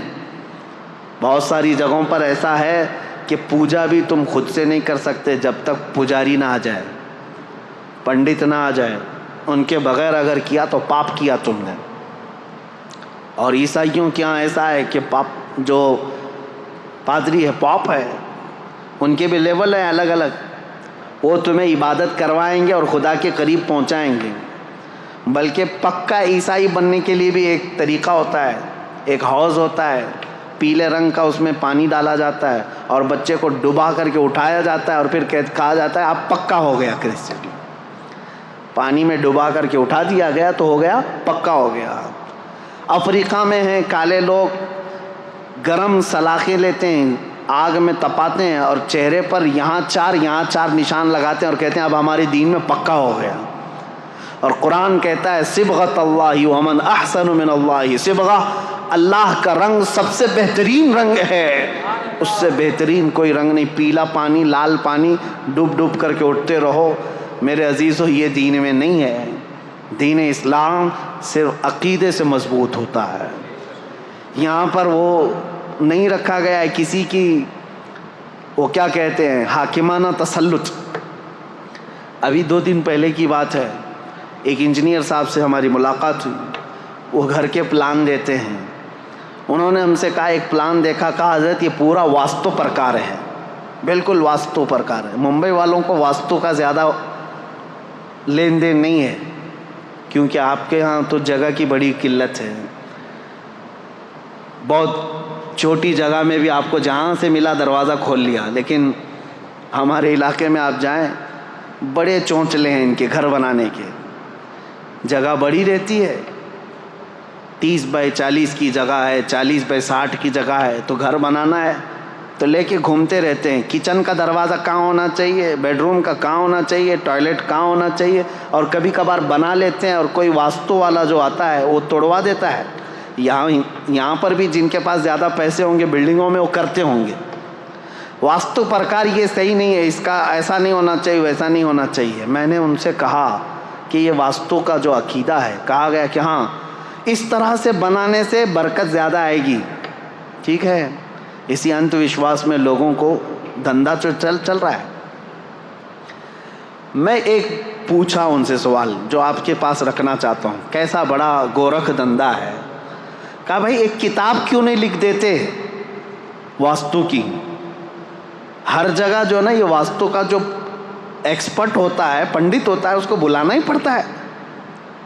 ایک کتاب لکھ دو کہ یہ جگہ ہوگی تو ایسا بنا دیں گے، وہ جگہ ہوگی تو ایسے بنا دیں گے. وہ انجینئر صاحب ہنسنے لگے. کہا نہیں، ہر آدمی کا واستو الگ الگ ہوتا ہے. کیوں ہر ایک سے پیسہ لینا؟ ایک کتاب لکھ دیے تو ہو گیا ختم. پھر کون آئے گا ہمارے پاس واسطو پوچھنے کے لیے؟ یہ سب چیزیں میرے عزیزو دین اسلام میں نہیں ہیں. ہمارا عقیدہ یہ ہے کہ اگر تمہیں اللہ کی ذات پر یقین و توکل ہے تو سنو، دروازہ تم شمال میں بناؤ، جنوب میں بناؤ، مشرق میں بناؤ، مغرب میں بناؤ، کہیں پر بھی بناؤ. بلکہ تمہارے گھر کے 70 دروازے بنا کر کے رکھ لو، کھڑکیاں ہر جگہ کھول لو. اگر میرا مولا نہ چاہے رزق کا ایک دانہ بھی تمہارے گھر کے اندر نہیں آ سکتا. ما یفتح اللہ للناس من رحمت فلا ممسک لہ وما یمسک فلا مرسل لہ. سورہ فاطر کی آیت ہے. اور پھر اللہ کی ذات پر توکل ہے. اور تم اگر کسی گھر کے اندر 70 دروازوں سے اندر بند ہو کر کے بھی بیٹھو، میرا مولا پہنچانا چاہے تو رزق وہاں پر بھی پہنچائے گا. یہ عقیدہ ایمان ہے، یہ عقیدہ اسلام ہے. یہ مت سوچو کہ ادھر دروازہ ہوگا تو یہاں سے جلدی رزق آئے گا، ادھر دروازہ ہوگا تو یہاں سے جلدی رزق آئے گا. عزیزان گرامی وقار، ہمارے ہاں ایسا نہیں ہے، ورنہ ہم تو جو ہے 12 فلور کی 14 فلور کی مسجد بناتے اور چھت پہ جا کے نماز پڑھتے، جلدی سے اوپر چلی جائے گی۔ ہمارا یہ عقیدہ نہیں ہے۔ ہم خاک پر بھی سجدہ کریں، دل اگر جھک گیا ہے تو مولا اس کو بھی قبول فرمائے، اور اگر تمہارا دل جھکتا نہیں، یقین نہیں ہے اللہ کی ذات پر، تو آسمانوں میں اڑ کر کے بھی پڑھو، تمہارے منہ پر مار دی جائے گی۔ یہ سمتیں، یہ جگہیں، اس کا تعلق نہیں ہے۔ اسلام کی خوبیاں یہی ہیں میرے عزیزو، ہم نے کسی کو باندھ کر کے نہیں رکھا۔ آپ مجھے یہ بتاؤ، سوال یہ سب سے پہلا میں نے اپنی تقریر میں سوال کیا کیا ہے، اسلام کو ہی کیوں فالو کرنا چاہیے؟ یہ سوال اگر غیروں کی طرف سے ہے، یعنی جو اسلام میں نہیں ہے، دلت لوگوں کو کرنا چاہیے سلام، یہ سوال، تو میں ان کو اچھی طرح سے بتاتا ہوں۔ جو آج ہمارے ہندوستان میں ایک طبقہ ہے، ہندوؤں میں کاسٹ کیے گئے ہیں، اور برہمن، چھتریہ، اور پھر شودر ہے، ویشیہ، یہ سب جو ہے نا الگ الگ قسمیں کی گئی ہیں، اور لوگوں میں یہ بٹھایا گیا ہے جو برہمن ہیں وہ بھگوان کے، برہما کے سر سے پیدا کیے گئے ہیں، اور باقی قومیں الگ، کوئی چھاتی سے پیدا کیا، کوئی بازوؤں سے، اور جو شودر ہیں، دلت ہیں، وہ پیروں سے پیدا کیے گئے ہیں۔ منوسمرتی میں تو صاف یہ لکھا ہوا ہے کہ اگر کسی برہمن نے گیتا کے شلوک کسی دلت آدمی کو سکھا دیا تو وہ اس کے ساتھ دوزخ میں جل جائے گا، جہاں پر بھی ہوگی ان کی نرک، وہاں وہ برہمن بھی جلے گا۔ دلت کو اگر سکھا بھی دیا ایک شلوک، کس کا؟ گیتا کا، کیونکہ چنڈال اس کو کہتے ہیں، یہ بار بار ہم سے کہتے ہیں، قرآن کہتا ہے انما المشرکون نجس، قرآن میں کہا گیا مشرک نجس ہیں۔ منوسمرتی اٹھا کر کے دیکھو گے تو آپ کو پتہ چلے گا جگہ جگہ دلت لوگوں کو چنڈال چنڈال ہی کہا گیا۔ چنڈال چور کو کہتے ہیں، اور جتنے دلت ہیں سب چور، منوسمرتی کے قانون کے حساب سے۔ وہ بیچارے آج ان بھکت بنے ہوئے ان کے پیچھے گھوم رہے ہیں، ان کو پتہ نہیں ہے تم کو یہ چنڈال سمجھتے ہیں، چنڈال۔ اور اس کے بعد یہ جو بھید بھاؤ ہے، چنڈال کو اگر ایک شلوک گیتا کا سکھا دیا تو کیا ہے؟ نرک میں جل جائے گا۔ کون؟ برہمن جل جائے گا۔ اور میرا نبی کہتا ہے تم نے اگر کسی کو ایک آیت بھی سکھائی، ساتھ میں جنت جاؤ۔ خیرکم من تعلم القرآن وعلمہ، میرے آقا فرماتے ہیں تم میں سب سے بہترین آدمی وہ ہے جو قرآن سیکھے اور دوسرے کو سکھا دے۔ یہاں بھید بھاؤ نہیں رکھا گیا، یہ نہیں کہا گیا چنڈال کو نہیں سکھاؤ گے۔ ہمارے ہاں کسان کا کام کرنے والا، کھیتی باڑی کرنے والا ایک عام کسان کا بیٹا بھی اگر حافظ قرآن ہو تو بڑے بڑے امیروں کا بھی امام بن سکتا ہے، مصلح اس کا حق ہے۔ ہم اس کی ذات پات کو نہیں دیکھتے کہ تو خان ہے کہ پٹھان ہے کہ شیخ ہے، کیا ہے۔ مصلح پر امام کو ہم یہ کہہ کر کے نہیں بڑھاتے، ہم مصلح پر جس کو بڑھاتے ہیں یہ دیکھ کر کے کہ تو میرے مصطفیٰ کی کتنی سنتوں پر عمل کرتا ہے۔ قرآن سب کے لیے عام رکھا گیا ہے۔ میرے عزیزو، ان سے میں کہتا ہوں، آپ یہ کہہ رہے نا کیوں اسلام ہی، کیوں اسلام کو فالو، ایک ہی سوال پر میں آ گیا ہوں، حالانکہ مجھے ابھی تاریخ اسلام بتانی تھی۔ سب سے پہلا سوال یہی تھا کہ اسلام کو ہی فالو کیوں کریں۔ صاف سی بات ہے، آپ یہ بھید بھاؤ کو ختم کرنے والی چیزیں لے کر، ہاں کچھ لوگ کہتے ہیں آپ کے یہاں بھی ہیں برادریاں ہیں، میں کہتا ہوں ہزار ہمارے یہاں شرابی ہوں، جوے باز ہوں، چور ہوں، برادریوں میں فرق کرنے والے لوگ ہوں، میں ان کو یہ نہیں کہتا کہ وہ اسلامی قانون پر عمل کر رہے ہیں، یا ان کا اپنا بنایا ہوا طریقہ ہے، بدعتیں ہیں، ورنہ میرے آقا صلی اللہ تعالیٰ علیہ وسلم کا جو دین ہے وہ ان سب چیزوں سے پاک ہے۔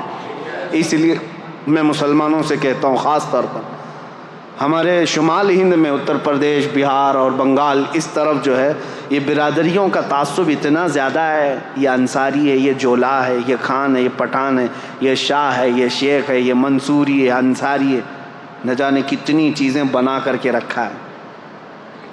ٹھیک ہے، خاندان تعارف کے لیے تھا، ایک دوسرے کو پہچاننے کے لیے قبائل بنے گئے تھے، لیکن یہاں تو ایک دوسرے کو جھگڑا کرنے کے لیے، ایک دوسرے کو نیچا دکھانے کے لیے۔ میں ایک علاقے میں پروگرام کر کے ابھی آیا ہوں، حج سے پہلے کی بات ہے، میں نام نہیں بتاتا، اس پورے علاقے میں ایسا ہے، انصاریوں کا ایک گٹ ایک محلے میں رہتا ہے، مسلمان ہیں سارے، یہ ایک برادری ہے. اور پھر ابھی قریب کی بات ہے کہ کوئی الیکشن کے لیے کھڑا ہو گیا، پٹھان تھا، خان تھا، سارے انصاریوں نے مل کر کے ہرایا، کہا ہندو جیتے گا چلے گا لیکن پٹھان نہیں. نعوذ باللہ من. میں نے پوچھا کہ وہ جو خان صاحب کھڑے تھے، مجھے اس سے لینا دینا نہیں ہے کہ کون جیتتا ہے کون ہارتا ہے، لیکن میں کہہ رہا ہوں یہ تعصب کیوں آیا؟ میں نے کہا کیا وہ بدعقیدہ تھے؟ کہا نہیں، بدعقیدہ تو ہمارے محلے میں ہے ہی نہیں، وہ بھی مسلک اعلیٰ حضرت والا، ہم بھی مسلک اعلیٰ حضرت. میں نے کہا یہ تعصب کہاں سے آیا؟ کہا نہیں، اگر وہ آتے تو ہم کو مارتے، تم لوگ کم ذات والے لوگ ہو. نعوذ باللہ من ذالک. یہ تمام چیزیں ان لوگوں سے تمہارے درمیان آئی ہیں جن کے ساتھ آج اٹھک بیٹھک ہو رہی ہے. شودر لوگوں کے ساتھ جو سلوک برہمن کرتے ہیں، یہ سب چیزیں اسلام میں بالکل نہیں ہیں. اسلام ان چیزوں سے پاک ہے. آپ کو پتہ ہے ایک بار حضرت ابو ذر غفاری رضی اللہ تعالیٰ عنہ نے حضرت بلال کو صرف یہ کہا تھا، کالی ماں کے بیٹے، میرے آقا صلی اللہ علیہ وسلم اتنے ناراض ہوئے تھے.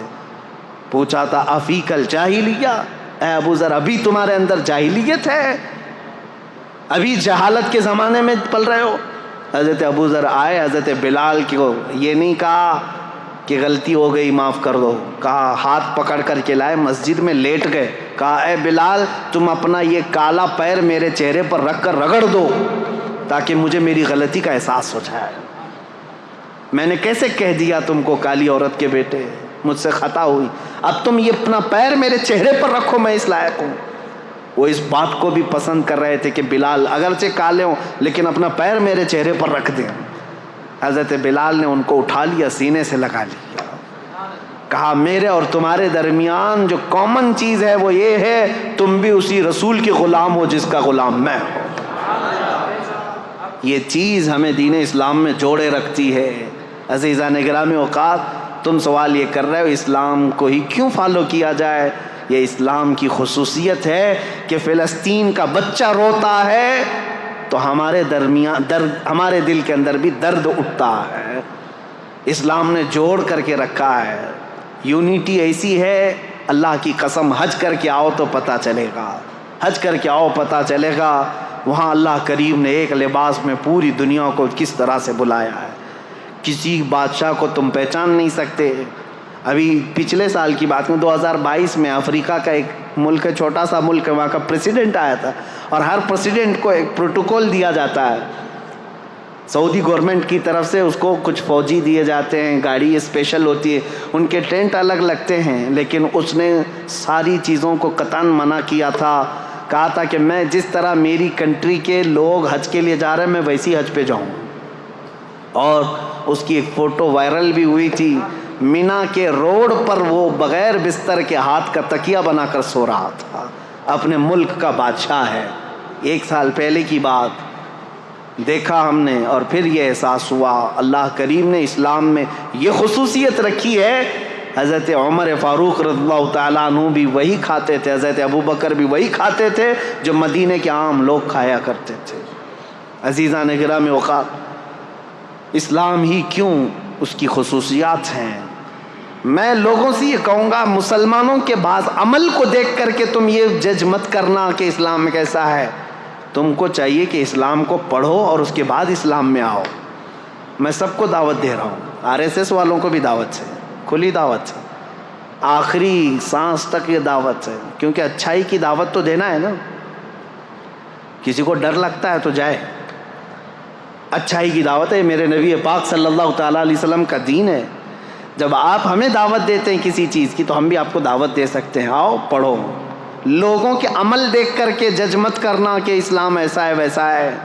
لوگوں کے عمل سے نہیں، اسلام اپنی حقانیت سے چل رہا ہے. اب دوسرا اس پر جو اعتراض ہمیشہ ہوتا رہا ہے، آج بھی ہوتا ہے، اسلام تلوار کے زور سے پھیلا. ایک بھونڈا اعتراض ہے جنہوں نے سمجھا نہیں. میں ان سے کہتا ہوں تاریخ میں تم کو کسی نے پٹی پڑھا دیا اسلام تلوار سے پھیلا، تلوار سے پھیلا. آج پتہ ہے آپ کو سب سے زیادہ تیزی سے پھیلنے والا دین آج بھی دنیا میں اسلام ہے. آج واشنگٹن کی نیوز نکال کر کے دیکھ لیں آج کی آپ کہ وہاں پر مسلمان کتنی تعداد 10 سال کے اندر کتنے ہوئے. کہا کہ وہاں پر 260% بہت زیادہ ہو گئے ہیں 10 سال کے اندر مسلمان بڑے, اور کرسچن صرف 47%. سب سے زیادہ اسلام تیزی سے پھیل رہا ہے یو کے میں, یو ایس میں, رشیا میں, افریقہ میں, سب جگہ ہے.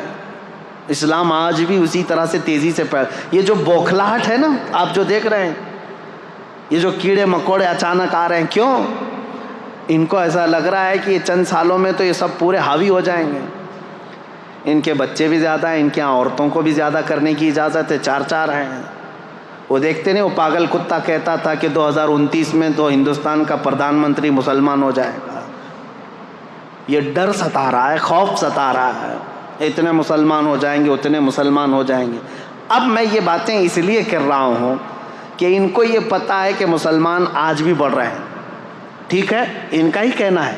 مسلمانوں کی تعداد بہت زیادہ ہو گئی, ہندوستان کی بھی بات کر رہے ہیں, یو ایس میں بھی بات کر رہے ہیں, رشیا میں بھی, سب جگہ پر. اب میں آپ سے پوچھتا ہوں ان لوگوں سے جو کہتے ہیں اسلام تلوار کی زور سے پھیل رہا ہے, تو مجھے بتاؤ یو ایس میں کون تلوار لے کر کے گھوم رہا ہے اسلام پھیلانے کے لیے؟ رشیا میں کون تلوار لے کر کے پھیلا رہا ہے اسلام؟ یو کے میں کون پھیلا رہا ہے؟ ارے میاں آج تو بالکل الٹا مسئلہ ہے. تمہاری ساری میڈیا لگ گئی ہے ہمیں دہشت گرد ثابت کرنے پر, باوجود اس کے لوگ جوک در جوک اسلام میں داخل ہو رہے ہیں. ہالینڈ کا وہ شخص آپ کو پتا ہے جو چند سالوں پہلے کہتا ہے کہ میرے نزدیک سب سے برا دین دھرم اسلام تھا, سب سے برا دین, اور سب سے برے لوگ میرے نزدیک مسلمان تھے. آج وہ الحمدللہ مسلمان ہے, اور میرے آقا صلی اللہ تعالیٰ علیہ وسلم کی سیرت پر پوری کتاب لکھ رہا ہے. آپ کو پتہ ہے افریقہ کا ایک عیسائی اس سال حج پر آیا ہوا تھا, عیسائی پادری تھا, جس نے کہا تھا کہ میرے فالوور میں 1 ملین لوگ ہیں عیسائی. اس نے خود کہا آج میں غار ہیرا جو جبل نور پر ہے پہاڑی مکہ میں, اس کی مٹی چوم کر کے وہ رونے لگا, جو پیدائشی عیسائی ہے. میں بتاتا ہوں میرے عزیزو, اس کی بھی کلپ وائرل ہوئی تھی, آپ لوگوں نے دیکھا ہوگا. اس نے کہا کہ میں اس میں فخر محسوس کرتا ہوں, اسلام میں آیا اور سارے لوگوں کو اس دین میں لاؤں گا. مجھے یہ فرق نہیں پڑتا, میرا ٹاپک یہ نہیں ہے. میرا ٹاپک یہ ہے, میں پوچھنا چاہتا ہوں اس عیسائی پادری کی گردن پر کس نے تلوار رکھی؟ اسلام قبول کرو. جھوٹا پروپیگنڈا پھیلاتے ہو کہ اسلام تلوار کی زور سے پھیلا ہے. پریکٹیکل تو کسی کو نظر نہیں آتا. آپ نے کہیں سنا ہے؟ آپ نے کہیں سنا ہے کہ تلوار کی زور سے پھیلایا جا رہا ہے اسلام؟ نہیں ہے. میرے عزیزو, آج تو مسلمانوں کو ٹرول کرنے کے لیے تم نے ہر ہتھ کنڈا اپنا لیا. آتنکوادی یہ ہیں, ریپسٹ یہ ہیں, چور یہ ہیں, بہت زیادہ آوارہ یہ ہیں, نشہ خور یہ ہیں, ساری چیزیں تو تم نے ڈال کر کے رکھی ان کے اوپر الزامات. لیکن جو دین اسلام میں آ رہا ہے میرے عزیزو, وہ ہمارے عمل کی وجہ سے نہیں آ رہا ہے, وہ دین اسلام کی حقانیت کی کشش ہے جو قیامت تک کھینچتی رہے گی لوگوں. لوگ اس میں آئیں گے. اذا جاء نصر اللہ والفتح ورأیت الناس يدخلون فی دین اللہ افواجا.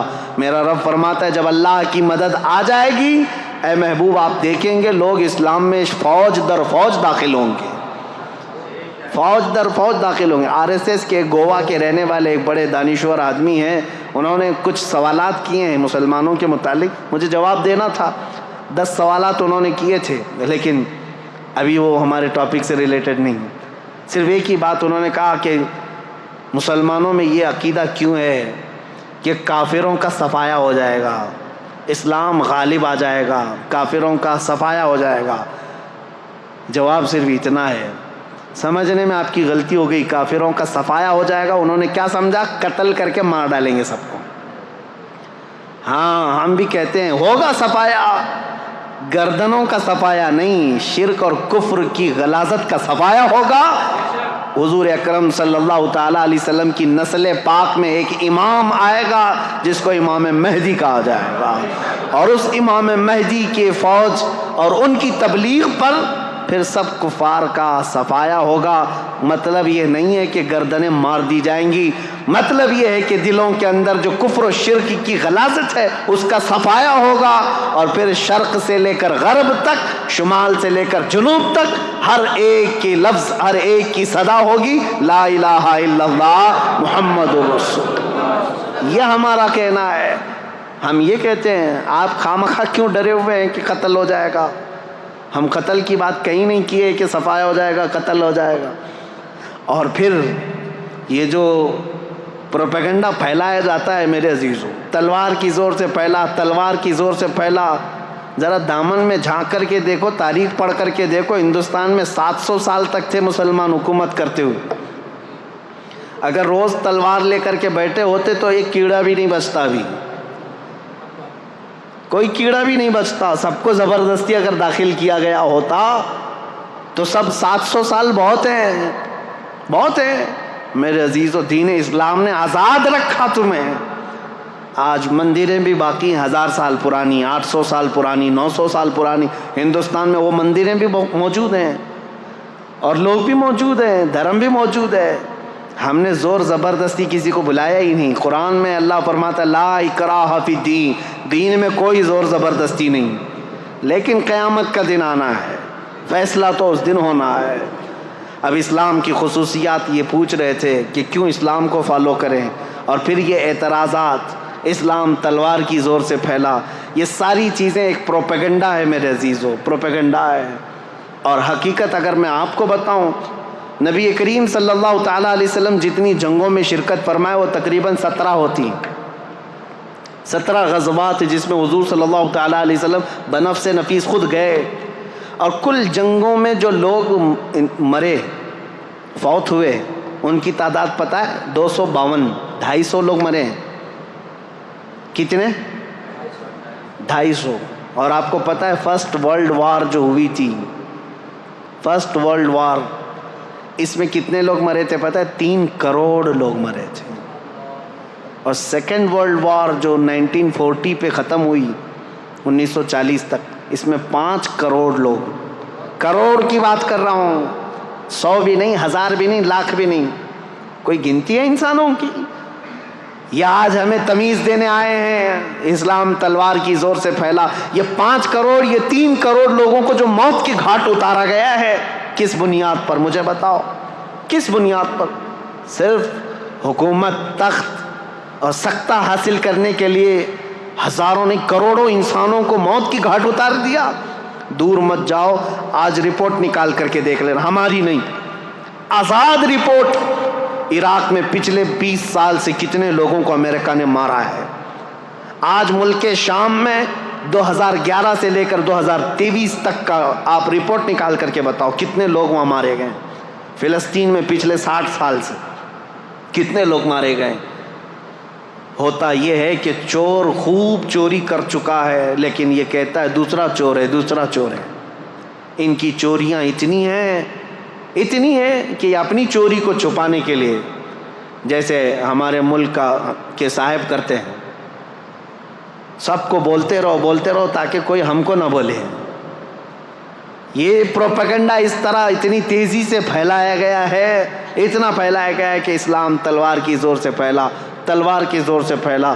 اور مثال میں کیا لے کر کے آئیں گے؟ ان کے ہی پالے ہوئے کوئی ISIS کے ٹٹو لوگوں کو جو دہشت گردی کے ساتھ کسی کا گلا کاٹ رہے ہوں گے، کسی کو مار رہے ہوں گے، ان کی ویڈیو بنائیں گے اور پوری دنیا میں دہشت پھیلائیں گے۔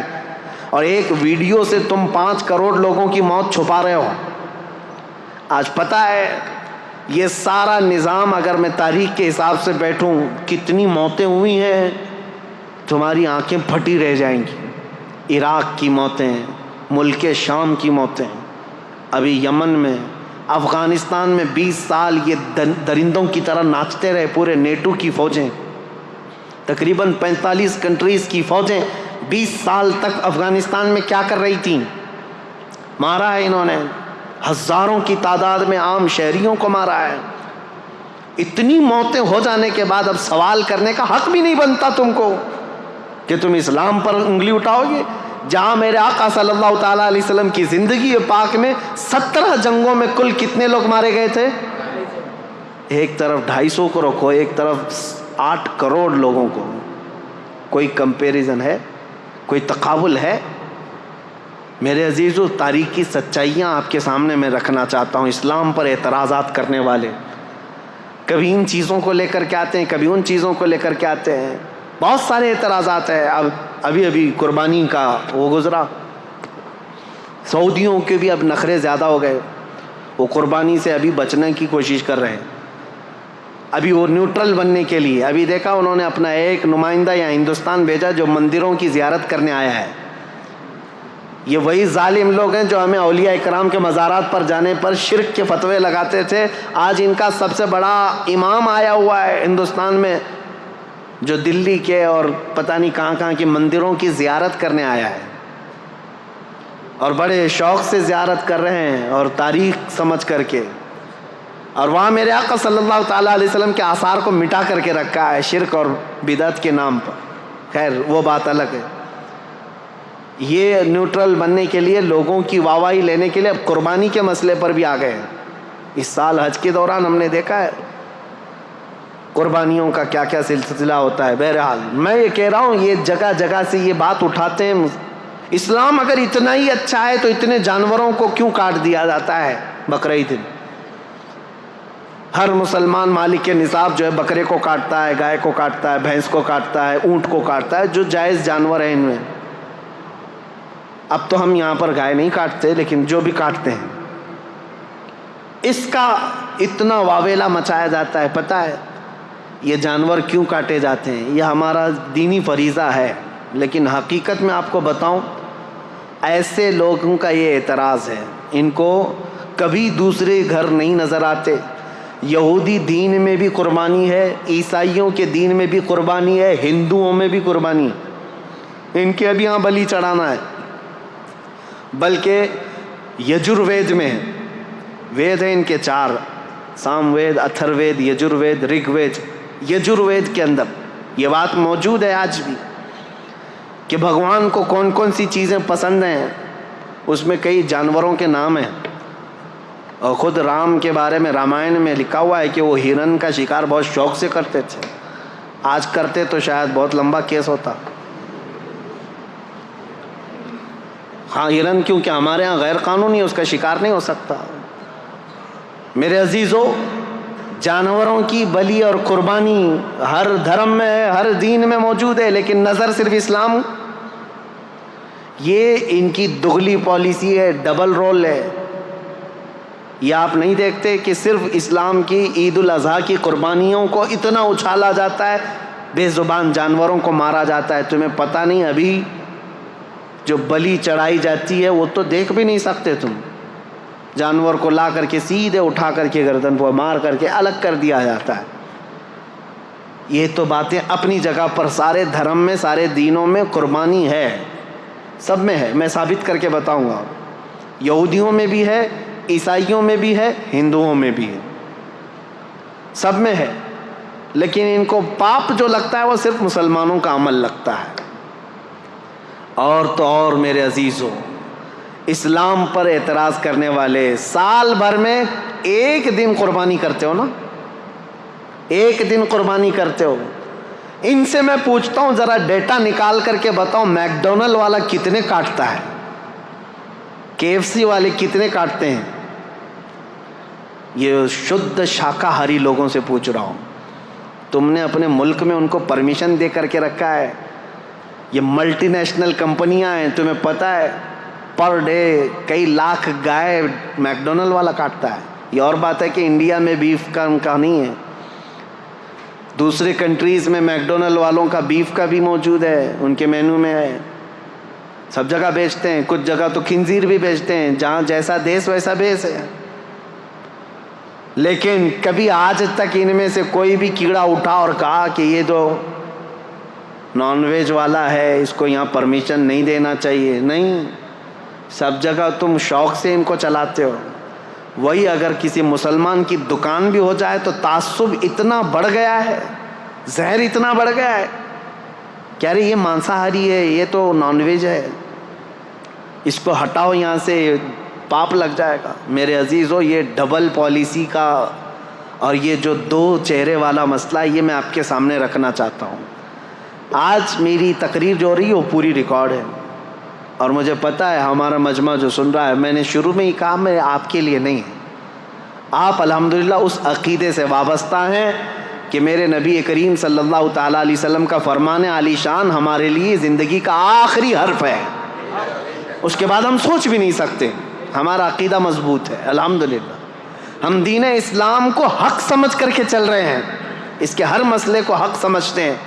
میں ان لوگوں کو آج مخاطب کر رہا ہوں جن کے دلوں میں شکوک و شبہات ہے. اسے بہت سارے 40 سوالات کے اعتراضات میں لے کر کے آج آیا تھا، بہت لمبا ٹائم گیا. 40 طرح کے ان کے سوالات ہیں جو ایتھیسٹ لوگ بھی کرتے ہیں اسلام کے بارے میں. انشاءاللہ بیچ بیچ میں جب موقع ملے میں آپ کو بتاتا رہوں گا اسلام میں قربانی کیوں ہے، اسلام میں زیادہ بیویاں کیوں ہیں. اور یہ سب سوالات ایسے ہیں جو ان کے جیب میں خود موجود ہیں، خود کرتے ہیں. سوال اسلام کے ساتھ ہے. یہ آج اتنا پروپیگنڈا پھیلا ہے. نبی کریم صلی اللہ تعالیٰ علیہ وسلم نے ماں عائشہ صدیقہ سے نکاح بہت چھوٹی عمر میں کیا، جب ان کی عمر 9 سال کی تھی. عربوں میں رواج تھا اور اس کو کوئی اگر عیب سمجھتا تو سب سے پہلے مکہ کے وہ کافر جو حضور کو عیب لگانے کی کوشش کرتے ہیں ان میں سے کوئی انگلی اٹھاتا اور کہتا یہ کیا کر دیا آپ نے، اور بہت واویلا مچاتے. لیکن عربوں میں سے ایک نے بھی نہیں کہا حضرت عائشہ کی شادی پر، کیونکہ ان کو پتا تھا یہ نارمل چیز ہے، کامن چیز ہے.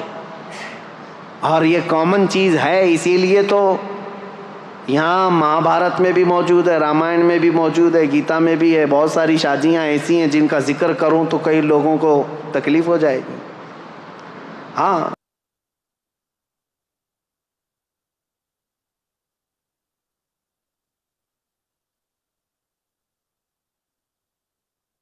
اور زیادہ بیویاں نبی کریم صلی اللہ تعالیٰ علیہ وسلم کی 10 بیویوں کے متعلق یہ ٹی وی میں بیٹھ کر کے پکوڑے تلتے رہتے ہیں اور ایک دوسرے پر اعتراضات کرتے رہتے ہیں.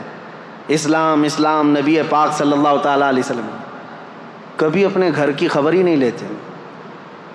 اپنی بھی کتابیں اٹھاؤ. 10 بیویاں کی ہیں لیکن ہر ایک کی حکمت ہے، میں بتاؤں گا. وہ مطلقہ تھیں یا بیوہ تھیں، نبی کریم صلی اللہ علیہ وسلم نے ان سے نکاح کر کے وہ درجہ دیا ہے کہ ان کو پوری کائنات کے مومنوں کی ماں بنا دیا، امہات المومنین بنایا. لیکن کلپنا بھی نہیں کی جا سکتی، تصور بھی نہیں کیا جا سکتا. ایک بھگوان تو ایسے ہیں جن کے 16,400 بیویاں ہیں، اور وہ ایک رات میں سب کے پاس بھی جا کے آتے تھے. یہ مذاق کی بات نہیں کر رہا ہوں، کتاب میں جو موجود ہے اتنی بات کروں گا. کہ زیادہ اگر اس پر مذاق کروں تو غلط بات ہے. جب یہ چیزوں پر ہم نے کبھی آپ کے ساتھ کوئی چھیڑ چھاڑ نہیں کیا، 16,000 نہیں 32,000 رکھ لو، کیا فرق پڑتا ہے. لیکن تم ادھر انگلی نہ اٹھاؤ میرے نبی پاک کی طرف. ایک بات یاد رکھو. اور کم سنی کے بارے میں بھی اگر انگلی اٹھاؤ گے تو ہم پوری لسٹ لے کر کے بیٹھے ہیں کہ کون کون کتنی عمر میں شادی کیا ہے، سب کی لسٹ موجود ہے. آپ کو میں بتاؤں بہت پرانا تو میں کہہ رہا ہوں کہ 1400 سال پہلے کی بات ہے. اس وقت کامن بات تھی 9 سال کی لڑکیاں. لیکن یہاں تو دیش آزاد ہونے کے بعد بھی، میں خالی آپ کے سامنے نام دے دیتا ہوں، چیک کر لینا، آپ کی ذمہ داری. سب سے بڑی شخصیت کے نام سے مشہور ہے ہندوستان میں، یعنی غیر مسلموں کی بات کر رہا ہوں. بابا صاحب بھیم راؤ امبیڈکر، ان کی شادی کب ہوئی، کس سے ہوئی، کتنی عمر میں ہوئی، یہ ریسرچ کرنا تمہاری ذمہ داری ہے. رویندر ناتھ ٹیگور، جس کے ذریعے سے جن گن لکھا گیا ہے، جو پورے ہندوستان کا قومی ترانہ ہے آج، نیشنل اینتھم، اس کے رائٹر رویندر ناتھ ٹیگور. جا کے معلوم کرنا اب تمہاری ذمہ داری ہے، کب شادی کیا، کس سے کیا اور کتنی عمر میں کیا. یہ تو 100 سال سے پہلے کے لوگ نہیں ہیں، ابھی کے ہیں. ان کے گھروں میں جو شادی ہو کر کے آئی لڑکیاں، وہ 15 سال سے کم کی ہیں، 10 سال کی ہیں، کوئی 12 سال کی ہیں. اور تم 1400 سال پہلے کے اعتراضات اٹھاتے ہو. نبی کریم صلی اللہ تعالیٰ علیہ وسلم نے ماں عائشہ صدیقہ سے 9 سال کی، ابھی تو 2 ہی مثالیں دیا، پوری لسٹ موجود ہے ہمارے پاس۔ صرف اتنا میں کہنا چاہتا ہوں، اسلام کے متعلق ٹھنڈے دل سے سوچو، کائیں کائیں چلانے سے یا کتے کی طرح بھونکنے سے تمہیں ہدایت کبھی نہیں ملے گی۔ اسلام کو بہت سارے لوگوں نے پڑھا ہے اور الحمدللہ جب دل نرم ہوا ہے تو انہوں نے بھی پکار کر کے کہا ہے۔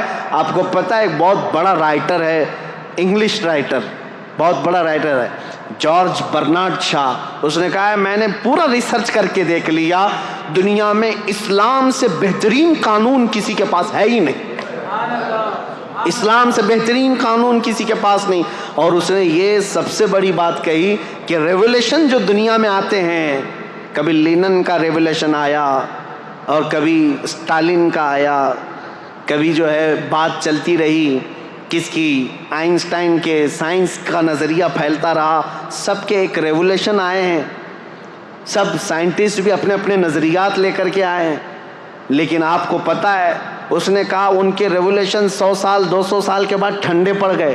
سوشلزم، مارکسزم، کمیونزم، یہ سب چیزیں جو ہیں ریولیشن کے طور پر آئے، حکومت چلانے کے طریقے لے کر آئے، لیکن ٹھنڈے پڑتے گئے، ان کی شخصیات جب چلی گئیں۔ جارج برنارڈ شاہ کہتا ہے لیکن ایک ریولیشن آیا مدینے سے، اور وہ ریولیشن ایسا ہے کہ اس کے بانی محمد صلی اللہ تعالیٰ علیہ وسلم 63 سال کے بعد وفات کر گئے، لیکن اس ریولیشن کو میں آج دیکھ رہا ہوں 14 صدیاں گزر گئی، ہر آنے والے بچے کے اندر ان کا امپلیمنٹ ویسا ہی نظر آتا ہے جیسے مکہ کے مسلمانوں کا رہا ہوگا۔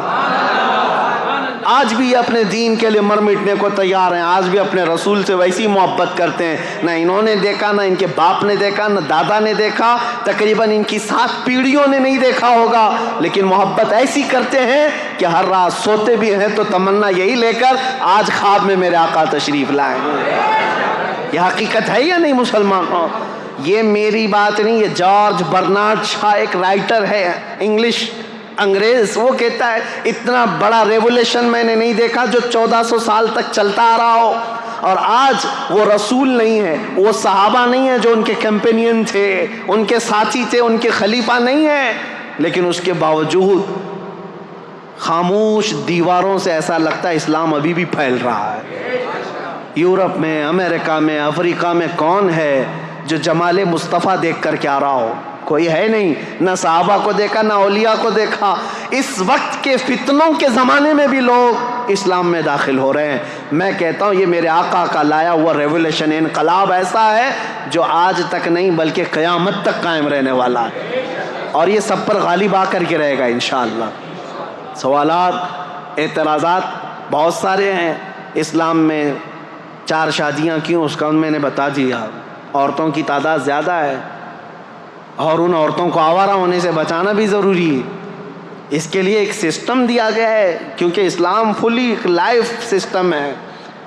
اور اس کے علاوہ کم سنی پر جو اعتراضات کرتے ہو، اور اس کے علاوہ بہت ساری چیزیں ایسے اعتراضات کرتے ہیں، مرنے کے بعد دوبارہ زندہ ہونے کا عقیدہ کیوں ہے، یہ ساری چیزیں اسلام میں کیوں؟ میرے عزیزو، یہ ہونا بہت ضروری ہے۔ اگر آخرت کا تصور نہ رہے تو ہر کوئی آزاد کھلے طور پر ناچتا رہے گا جیسے وہ ناچ رہے ہیں۔ شراب پی لیا، زنا کر لیا، ڈر کسی کا نہیں ہے۔ اور زیادہ سے زیادہ کچھ لوگ ڈراتے ہیں یہ کہہ کر کے کہ اچھے کام کرو تو ٹھیک ہے، برے کام کرو گے تو اگلے جنم میں چوہا پیدا ہو جاؤ گے، کتا پیدا ہو جاؤ گے، اتنا ہی ڈر ہے۔ وہ دیکھتے نہیں، ان کا مذاق بھی چلتا رہتا ہے، کبھی یمراج کو دھوکہ دے دوں گا۔ ہاں، یہ موت کے فرشتے کے متعلق جو عقیدہ ہے وہ اس لیے کہ اتنا ہلکا بنا کر کے پیش کر دیا تم نے، اتنا ہلکا بنا کر کے کہ کچھ نہیں ہونے والا ہے۔ میرے عزیزو، اسلام آخرت کا ایسا مضبوط عقیدہ دیتا ہے، ایسا مضبوط عقیدہ کہ آپ مشرق سے لے کر مغرب تک، شمال سے جنوب تک پوری دنیا میں گھومو، کسی بھی مسجد میں جاؤ، مسلمان جب مسجد میں جا کر اللہ اکبر کہہ کر رکعت باندھتا ہے، اس کی نظریں ایسی سیدھی ہو جاتی ہیں، کوئی اسے پکارے تو بھی نہیں دیکھتا، کوئی اسے چلائے تو بھی نہیں دیکھتا، اس کی نظر ایک ہی طرف ہے، وہ اللہ کے قرب کی طرف بڑھنا چاہتا ہے۔ میں اس سے یہ پوچھتا ہوں دوسروں سے، یہ اس کے اندر مطمح نظر، محور، مرکزیت کس نے پیدا کیا؟ یہ عقیدہ آخرت ہے۔ اس کا عقیدہ یہ ہے میرا رب مجھے دیکھ رہا ہے۔ ٹھنڈیوں کے دنوں میں بستر چھوڑ کر کے اگر نماز کے لیے آتے ہو، یہ عقیدہ ہے کہ آخرت میں مجھے حساب دینا ہے۔ کسی کا مال نہیں کھاتا آدمی تو اس لیے کہ آخرت میں مجھے حساب دینا ہے۔ وہ کہتے ہیں حساب تو یہاں پر بھی اللہ دے سکتا تھا، وہاں کیوں؟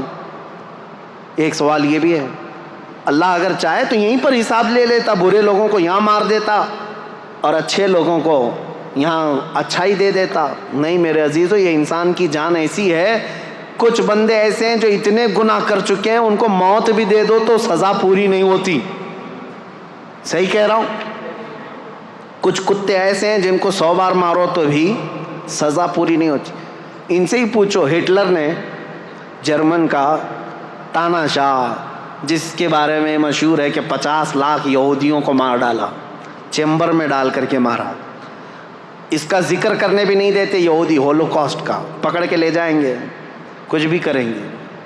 یہ ہماری تقریر بھی سنتے ہیں اور ہمیں پھر وہاں پر بیت المقدس جانے نہیں دیتے۔ بہرحال انشاءاللہ العزیز ایک دن آئے گا جب ہمارے اس قبلہ اول پر اسلام کا پرچم لہرائے گا انشاءاللہ۔ ہمارے خطبے بھی ہوں گے، ہماری نمازیں بھی ہوں گی انشاءاللہ۔ میں ان سے پوچھتا ہوں 50 لاکھ لوگوں کو مارا، چلو آج پکڑ کر کے ہم لا کر کے دے دیتے ہٹلر کو، کیا سزا دو گے؟ کیا سزا دو گے اس کو؟ 50 لاکھ لوگوں کو مار، تم خوب غصے میں جل کر کے کیا کرتے؟ اس کو بھی چیمبر میں ہی ڈال کے مارتے، ہاں اس کو بھی مار ڈالتے، مر جاتا تو ہو گیا۔ ایک یہودی کو مارنے کی سزا ہو گئی ہے، باقی اتنے جو 50 لاکھ کے قریب ہیں، ایک کو مارنے کی سزا، تو ایک کو مار دیا تم نے۔ اس کو تو سزا ملنی چاہیے تھی 50 لاکھ لوگوں کے مارنے کی۔ اب میرے رب کا نظام آخرت میں موجود ہے، جہنم میں ڈالے گا رب تعالیٰ ظالموں کو۔ رب تعالیٰ قرآن میں فرماتا ہے کلما نضجت جلودہم بدلناہم جلودا غیرہا لیذوقوا العذاب۔ جب جب جہنم کی آگ سے چمڑی پک جائے گی، ہم اس کی چمڑی اتار دیں گے اور نئی چمڑی ڈالیں گے تاکہ وہ عذاب چکھ سکے۔ ہر بار اس کی چمڑی بدلی جائے گی۔ حضرت کعب احبار رضی اللہ تعالیٰ عنہ مفسر قرآن ہے، آپ سے پوچھا گیا یہ چمڑی بدلنے کا پروسیس جو جہنم میں ہوگا یہ کتنی بار بدلا جائے گا؟ انہوں نے فرمایا کہ 1 گھنٹے میں 70 بار بدلی جائے گی۔ 1 گھنٹے کے اندر 70 بار جسم کی چمڑی بدلی جائے گی تاکہ وہ ہر بار نیا عذاب چکھ سکے۔ جب جب جلے گا پھر بدلا جائے گا۔ کیوں؟ وہاں موت نہیں ہوگی، موت نہیں ہوگی۔ ایک بار موت کو بھی موت آ جائے گی، اس کے بعد ختم۔ اب نہ جہنمیوں کو موت نہ جنتیوں کو موت، اب سزا جھیلنا ہوگا۔ اس کے لیے آخرت میں حساب کتاب ہونا ہے، انصاف ہونا ہے۔ آخرت ضروری ہے۔ دنیا میں عدالت ہو سکتی، فیصلہ ہو سکتا، ایک بار مار دیتے ہو جاتی، باقی گناہوں کی سزا کیسے دیتے؟ باقی گناہوں کی سزا کیسے ملتی؟ ایک مرد ایسا آیا جو 10 لڑکیوں کا ریپ کیا ہو، اب زیادہ سے زیادہ ہم اس کو سزا کیا دیتے؟ موت کی سزا دیتے، مار دیتے۔ اس کی سزا تو ہو گئی، ایک لڑکی کے ساتھ زنا کرنے یا زنا بالجبر کی سزا ہو گئی، ایک کو مار دیا ہم، باقی 9 لڑکیوں کا انصاف کیا ہے؟ اس کے لیے آخرت ہے۔ اللہ تبارک و تعالیٰ قیامت کے دن پھر وہ عذاب دے گا، وہ عذاب دے گا جس کو کانوں نے سنا نہیں ہوگا، آنکھوں نے دیکھا نہیں ہوگا۔ میرے عزیزو، اسلام کی یہ تمام چیزیں جس کی وجہ سے میں دعوت فکر دیتا ہوں لوگوں کو، سوچو کہ اسلام کو کیوں فالو کرنا چاہیے۔ یہ میرا دین ہے، اس کی حقانیت ہے، اس کی خوبیاں ہیں، اس میں اونچ نیچ کا فرق نہیں ہے، اس میں غریب امیر کا فرق نہیں ہے، اس میں چھوت چھات نہیں ہے، اس میں غریب کا بیٹا بھی پہلی صف میں کھڑا ہو سکتا ہے، امیر کا بیٹا بھی پہلی صف میں کھڑا ہو سکتا ہے۔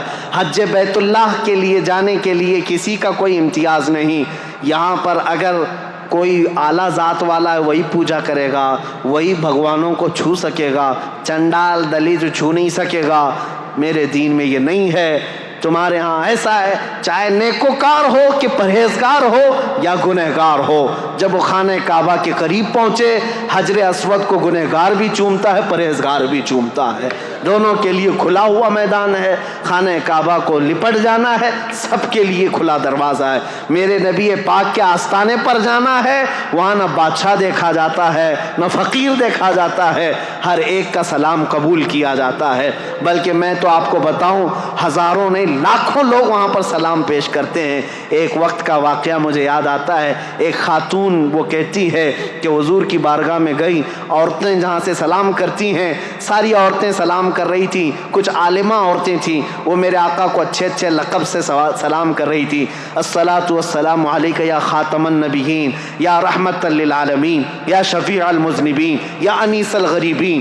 یہ جو عورت تھی یہ دیہات کی رہنے والی، گاؤں کی، پڑھی لکھی نہیں تھی۔ اس کو غم لاحق ہوا کہ میں بھی پڑھی لکھی ہوتی تو اچھا سلام کرتی میرے آقا کو، اور رونا آ گیا، اور اس نے کہا السلام علیکم یا رسول اللہ۔ اتنا کہہ کر کے اپنے آنچل سے آنسو پوچھتے ہوئے اپنی قیامگاہ پر اپنے گھر پر آ گئی، سو گئی روتے ہوئے، اور کوستی رہی میری جہالت کو برا ہو، بچپنے کو برا ہو کہ میں پڑھی لکھی نہیں، آج پڑھی لکھی ہوتی تو میرے نبی کو اچھا سلام کر سکتی تھی۔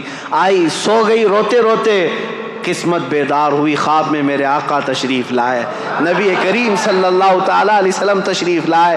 آتے ہی آپ نے فرمایا، میرے آقا نے، اے خاتون بڑی دور سے آئی، آج لاکھوں لوگوں نے مجھے سلام کیا لیکن ان سب میں مجھے سب سے اچھا تیرا سلام لگا، اس لیے کہ دل کی گہرائیوں سے سلام کیا تھا۔ اس لیے میرے عزیزو، میرے مصطفیٰ کے دربار میں نہ اونچ نیچ دیکھا گیا ہے، نہ امیر غریب دیکھا گیا ہے، نہ فقیر بادشاہ دیکھا گیا ہے، نہ ذات پات دیکھی گئی ہے۔ جو جہاں سے آیا وہ میرے مصطفیٰ کریم کے سمندر میں جم گیا۔